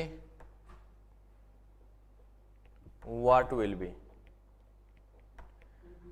मैंने ऐसा भी नहीं दिया था जो कैसे करे, पॉजिटिव साइंस में क्या क्या इंक्लूड्स होता है, इस तरीके से मैंने पूछ दिया। तो आप तो बोलोगे सर जी जहां पर what is, what was, what will B होता है वही हमारा होता है। अब तीनों ऑप्शन तो टिक करेंगे नहीं, और मैंने ऑल ऑफ द अबव दिया नहीं है, नहीं आएगा। समझाना जरूरी होता है। जैसे इस टाइम इस बार कंफ्यूज हुए थे सारे बच्चे, ही नहीं हुए थे कैपिटलिस्ट लगाऊं या मिक्स्ड लगाऊं या बोथ में लगाऊं, है कि नहीं? या फिर मैंने एक दिया था कि नेशनल पॉइंट ऑफ व्यू से बताओ माइक्रो इकोनॉमिक्स का कौन सा पार्ट्स है, पर कैपिटा इनकम है या फिर पर कैपिटा इनकम है या कोई और है, इस तरीके से बात हमने करी थी ना। तो अगर यहां पर इस चीज को देखेंगे तो कंफ्यूजन था वहां पे, तो समझाया ना मैंने कि नेशनल पॉइंट ऑफ व्यू, तो इंडिया में बहुत सारे हमारे पास क्या है, स्टील की कंपनी, उसमें कोई एक टेल्को है। लेकिन जब पर कैपिटा इनकम की बात करेंगे तो per capita income of India, तो इंडिया माइक्रो किसके लिए होगा, वर्ल्ड के लिए होगा, कि जब वर्ल्ड के वाइज देखा जाएगा तो वहां पर माइक्रो इकोनॉमिक्स कौन सा होगा, per capita income of India होगा, है कि नहीं? ऐसा तो नहीं कि per capita income of Rakesh sir house, नहीं है, पर कैपिटा ऑफ इंडिया निकला है, तो इंडिया का वर्ल्ड से कंपेयर करेंगे ना बेटा। लेकिन यहाँ नेशनल पॉइंट ऑफ, नेशनल में क्या हो गया कि भारत में बहुत सारा स्टील कंपनी है, उसमें एक टेल्को भी है, तो टेल्को हमने इसलिए लगाया था। तो ये समझ में आ गया ना, कंफ्यूजिंग था या नहीं था? कि सर ने खुद लिखवाया है कि बेस्ट एग्जाम्पल कौन सा है, पर कैपिटा इनकम, लेकिन मैंने वहां पर लिखवाते समय ये भी चीजें बताए थे कि हम हमेशा स्टेटमेंट को कंपेयर करते कि हमारे लिए बेस्ट कौन सा है, बताया था नहीं ये चीजें। तो उसी तरीके से अब यहां भी, तो अब देखिए कहने के लिए तो ऑप्शन ए भी सही है, ऑप्शन बी भी सही है, ऑप्शन डी भी सही है, सी तो हो ही नहीं सकता क्योंकि ये नॉर्मेटिव साइंस है, ठीक है।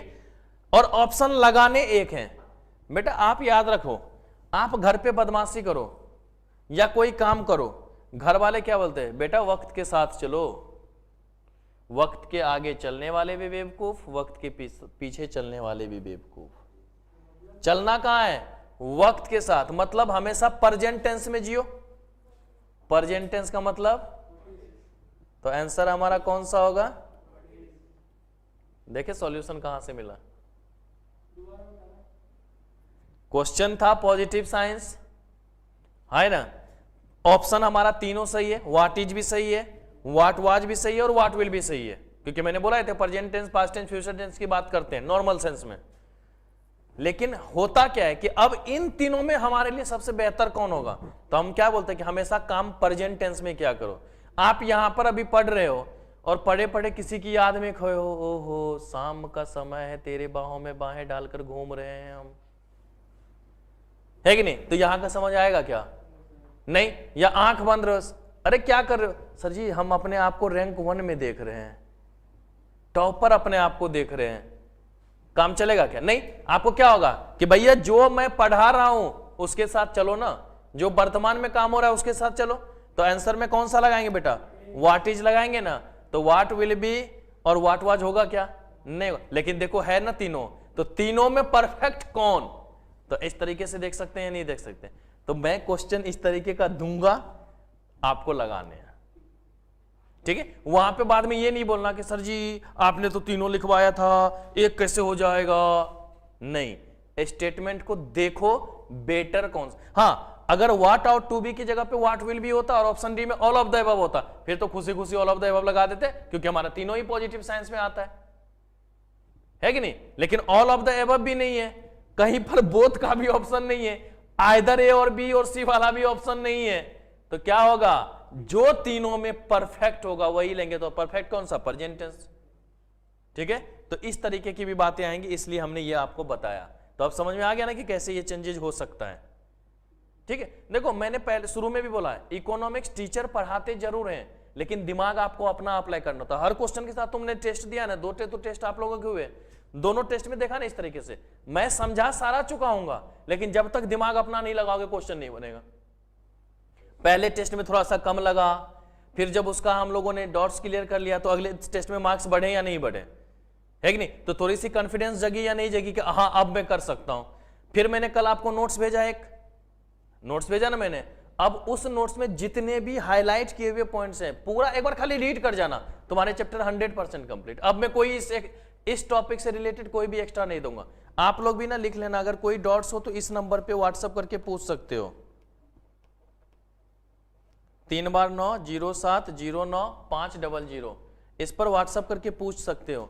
नोट्स की जरूरत होगी मांग सकते हो, लेकिन हाँ पहले जब मैसेज करोगे तो अपना नाम और बोल देना कि टॉपर्स इवनिंग बैच, है कि नहीं? तो पता चलेगा नोट्स मांगेगे कुछ और, भेज दूंगा कुछ और, है कि नहीं? क्योंकि 5 बैचेज चलती है तो पता नहीं है ना कि कहां पर कौन सा बचा है। तो आप लिख देना टॉपर्स इवनिंग बैच, तो मैं वो नोट्स भेज दिया करूंगा, ठीक है? तो ये चीजें आपको यहां पर ध्यान में रखना है कि कभी भी इस तरीके का क्वेश्चन कंफ्यूजिंग आएगा तो हम लोग कर सकते हैं या नहीं कर सकते, देख लेंगे ना। अब कोई दिक्कत आएगी?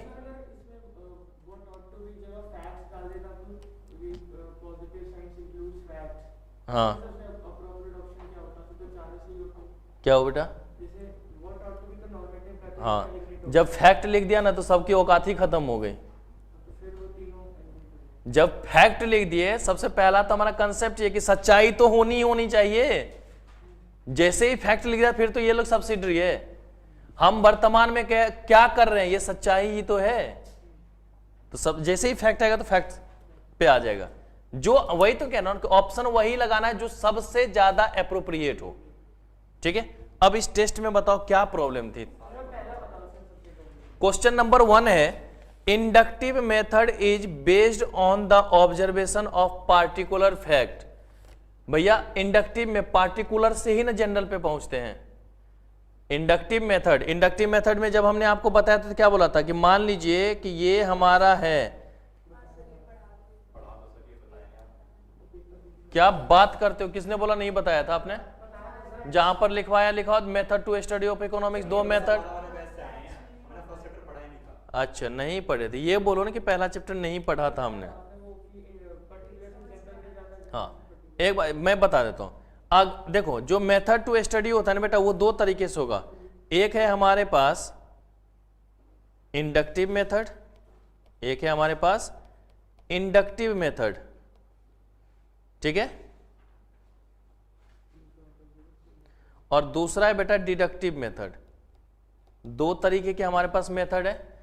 डिडक्टिव को हम लोग एब्स्ट्रैक्ट के नाम से भी जानते हैं। डिडक्टिव को हम लोग एब्स्ट्रैक्ट मेथड के नाम से भी जानते हैं।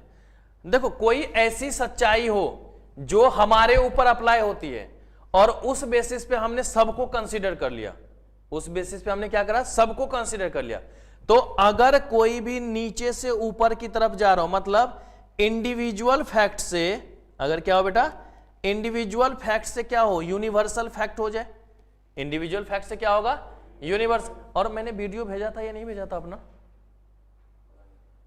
वीडियो? मैंने YouTube लाइव लेकर के सारे बच्चे को करवाया था कि बेटा देख ले, तब नहीं किए थे तो ये मेरी गलती है। मैंने ग्रुप तक में वीडियो भेजा हुआ है कि ये चैप्टर का रिवाइज कर ले टेस्ट से पहले, तो एक बार मुझसे मांग जरूर लेना, मैं वीडियो भी भेज दूंगा। 1 घंटा 39 मिनट 41 सेकेंड का होगा, उसको देख लेना, पूरा चैप्टर निपट जाएगा। ठीक है, मैसेज नंबर करवा ही दिया तो उस पर मुझसे मांग लेना, मैं कर लेना उससे।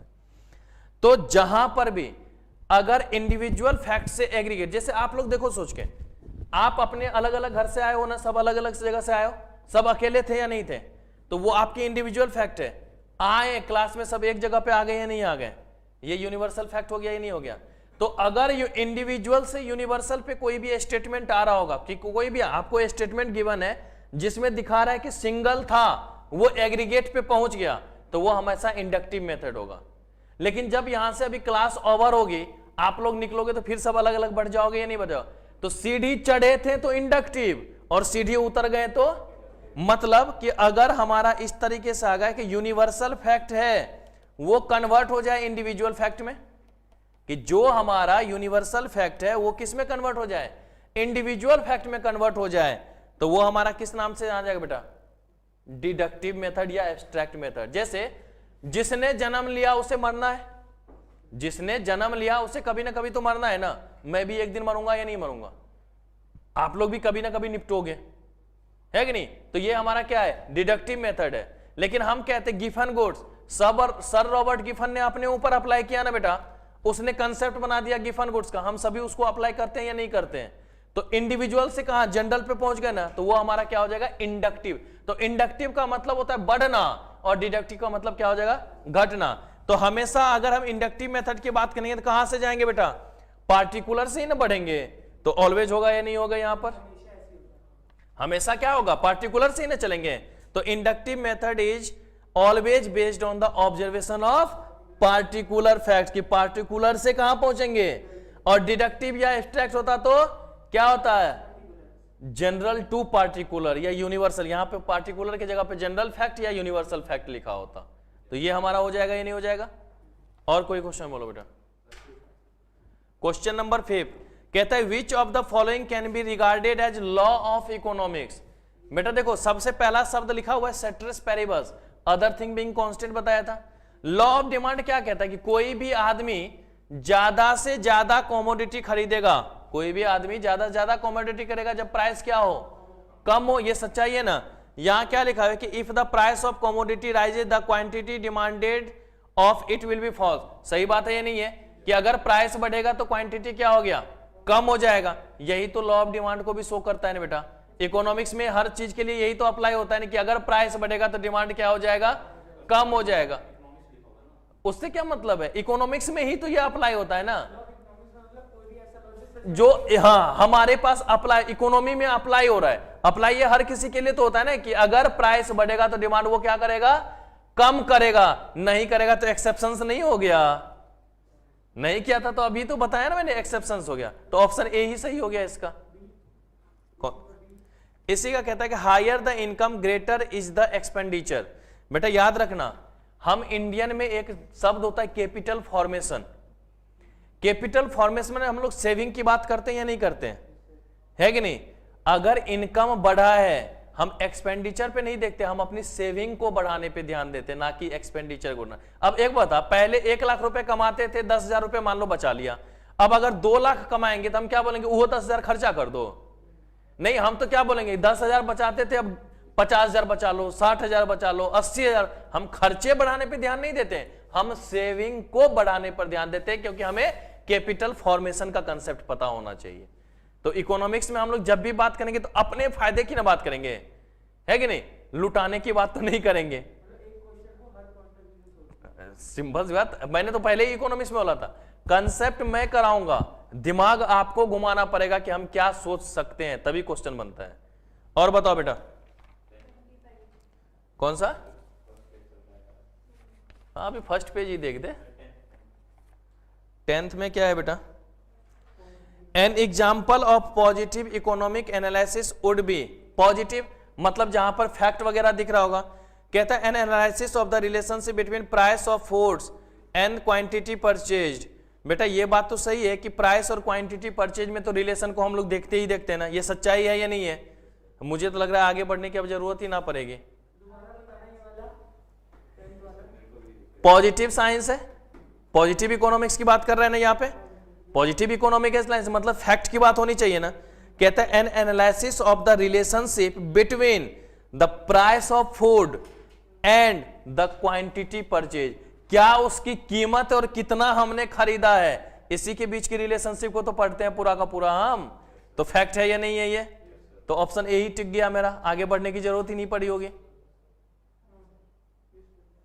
ओके, और बताओ बेटा।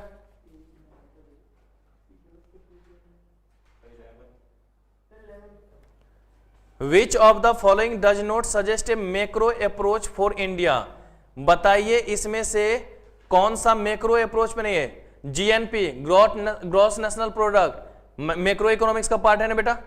बेटा आप लोग भी ध्यान दो, कुछ क्वेश्चन ही सुनने को मिल जाएगा, क्या दिक्कत है, आगे भी तो ये चैप्टर कभी ना कभी पढ़ोगे ना, तो क्या दिक्कत है अगर उस कंसेप्ट को समझने की कोशिश करो, कुछ तो सुनाई देगा ना।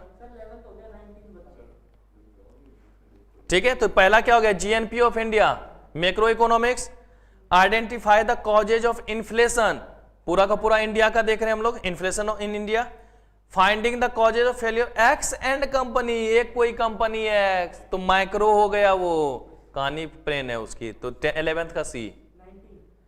19th का है which of the following statement is correct, बताइए इसमें से कौन सा करेक्ट है। कहता है employment and economic growth are studied in micro economics, employment की तो बात ही नहीं करते माइक्रो इकोनॉमिक्स, वो तो हमारा मैक्रो का पार्ट है। एम्प्लॉयमेंट हमारा क्या है, मैक्रो का पार्ट है, तो ये तो इनकरेक्ट हो गया ना। Micro economics deals with balance of trade, अरे कहां से भैया, बैलेंस ऑफ ट्रेड तो मैक्रो का पार्ट है। Balance of payment, balance of trade, ये हमारा क्या है, मैक्रो इकोनॉमिक्स का पार्ट है। Economic condition of A section of the people is studied in micro economics, सही बात है कि एक किसी खास वर्ग की बात कर रहे हैं हम लोग, क्या बोल रहे बेटा, एक किसी खास पर्टिकुलर पर्सन्स की बात कर रहे हैं या उस ग्रुप की बात कर रहे हैं, तो वो हमारा किस में आएगा, माइक्रो इकोनॉमिक्स, कि भाई इंडिया में बहुत सारे पर्सन है, उसमें किसी एक खास वर्ग की, तो वो हमारा क्या हो गया, माइक्रो इकोनॉमिक्स। 19th का सी हो जाएगा बेटा। 20th में क्या है बेटा, identify the correct statement, in capitalist economy people are not free to spend their income as they like, करो ना भाई, तुम्हारा पैसा है उड़ा दो, है कि नहीं, आग लगा देंगे हम अपने पैसे में, मेरी मर्जी, कोई रोकने वाला है क्या, नहीं। फिर दूसरा बात कहता है in socialist economy the right to work is guaranteed but choice of occupation get restricted, बेटा रिस्ट्रिक्शन ऑन कंजम्पशन होता है या नहीं होता है सोशलिस्ट इकोनॉमी में, सोशलिस्ट इकोनॉमी में होता या नहीं होता। अगर सोशलिस्ट इकोनॉमी की बात कर रहे हैं तो वहां पर क्या होगा, क्या हो बेटा, सोशलिस्ट इकोनॉमी की बात कर रहे हैं बेटा, जिस जगह पे काम कर रहे हो उसी के बारे में सोचना पड़ेगा। नहीं, मैं यहाँ इकोनॉमिक्स पढ़ा रहा हूं, अभी सोचूंगा कि मैथ पढ़ा लूं, अभी सोचूंगा अकाउंट्स पढ़ा लूं, रिस्ट्रिक्टेड है या नहीं है, बिना रिस्ट्रिक्शन के तो सोशलिस्ट में काम ही नहीं, तो शायद यही हो जाएगा आंसर। ओके, 21वां भी पूरा पूछ लेगा, क्यों, टेस्ट नहीं दिया था ना, तो कितने नंबर आए थे, तो 53 सही भी और फिर भी तुझे सारा पूछना है। 21 कहता है it is dash the deals with the problem of allocation of resources, अरे यार ये तो स्कैरसिटी वाला में सबसे पहला यही चीजें लिखवाया था, ह्यूमन वांट्स आर अनलिमिटेड।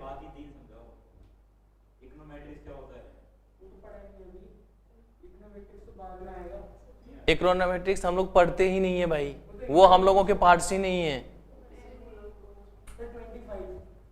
25 में क्या बेटा, which of the following steps relates only to deductive method in economics, deductive method, deductive का मतलब क्या हो रहा, अरे भाई यहां पर तो बताया हुआ है, यहां पर क्या बोल रहा है कि which of the following steps relates only to deductive method in economics, deductive method के मतलब कम होने की बात है ना बेटा।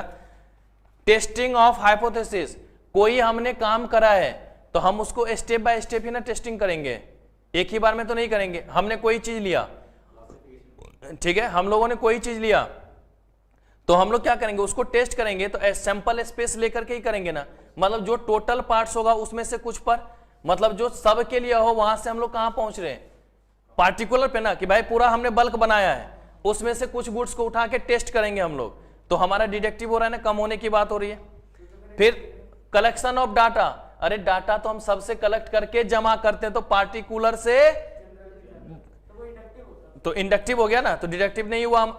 हम तुमसे डाटा लेंगे, तुमसे लेंगे, जैसे हमने रिजल्ट बनाया, एक कॉपी चेक किया हमने लिख लिया, फिर एक कॉपी चेक किया हमने लिख लिया, तो ये जमा करते करते हमने पूरा कॉपी चेक किया होगा, तो ये हमारा बढ़ने वाली बात हो गई ना। लेकिन जब मैंने सारा बना लिया, अब उसमें मैंने मार्किंग दिया कि हाईएस्ट कौन, उससे कम कौन, उससे कम कौन, तो टेस्टिंग ऑफ हाइपोथेसिस वो हुआ कि वो कर रहे हैं, तो क्या हो रहा है कि टोटल से हम लोग इंडिविजुअल पे पहुंच रहे हैं ना, तो वो हमारा कहलाएगा। तो इसमें ऑप्शन ए हो जाएगा बेटा। बेटा ये स्टैटिक्स का है, इसलिए तुम लोगों को कंफ्यूजन हुआ कि स्टैट्स अभी तुम लोग पढ़ा नहीं है। क्या हुआ? मैं तो इकोनॉमिक्स के पॉइंट ऑफ व्यू से डालूंगा ना, मैं तो इकोनॉमिक्स के पॉइंट, क्या हुआ वो, हाँ बहुत सारे डाटा है, उसको अलग अलग स्पेसिफाइड कर रहे थे हम। नहीं, उसमें है कि तुमने एक डाटा लिया कि बैच 1 है मेरा, बैच 2 है, बैच 3 है, उन सबको फिर कंबाइंड भी तो करना पड़ेगा ना बेटा, है कि नहीं? तो इंडिविजुअल से एग्रीगेट पे ना पहुंचे हैं हम लोग, तो इंडक्टिव ना हो जाएगा। 18th में क्या है बेटा? क्या हुआ?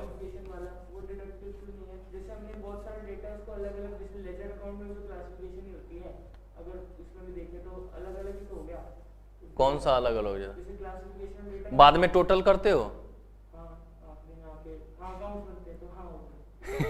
ठीक, क्या हुआ? डाटा को वही सेग्रीगेट कर देना। चलो और बताओ, 18th नंबर ना, कहता है rational decision making requires that. अरे भैया एक बता, तुम सीए करने के लिए आए तो तुम्हारे माइंड में एक ही चीज रहेगा, मुझे किसी भी हर हाल में सीए करना है, ठीक है? तो मतलब क्या होना चाहिए? One choice be consistent with one's goal ना, है कि नहीं? अब कोई बंदा ऐसा होगा जो बोलेगा आज सीए करते हैं, कल सीएस करते हैं, परसों सीए में, तो क्या बोलता है? माइंड एक जगह रख, बोलते हैं नहीं बोलते हैं? तो हमेशा क्या होना चाहिए बेटा? One choice with one goals होना चाहिए, नहीं सर? क्या हुआ? क्या हुआ?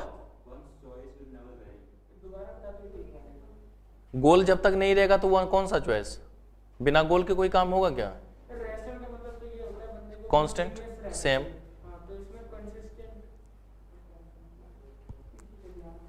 ओके, और बताओ बेटा।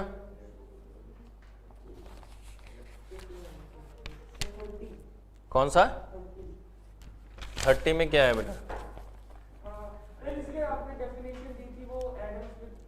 कंटाप मारूंगा मैंने वहां पे क्लियरली लिखवाया, एडम स्मिथ दे दिया था an inquiry into the nature, support JBC के द्वारा दिया गया था, जिसने क्लियरली लिखा था economics is a science which deals with money और वेल्थ। देखो मैंने वहां लिखवाया अकॉर्डिंग टू जेबीसी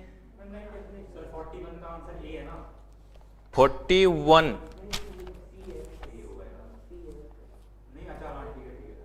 सी होगा बेटा। क्या हुआ? अगर यहाँ पे ऐसे लिखा है आपने नॉट अ नॉर्मेटिव साइंस, अगर नॉट को हटा देते वहां से, तब भी नहीं होता ना बेटा। Economics is not pure normative science, economics is not pure positive science, economics both positive as well as, ठीक है? क्लियरली ये लिखवाया था, economics is both positive as well as.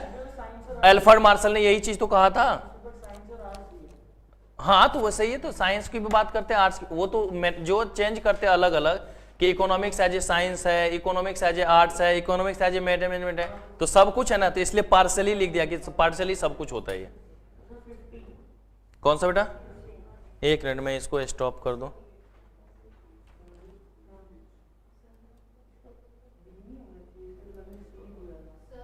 हाँ बेटा।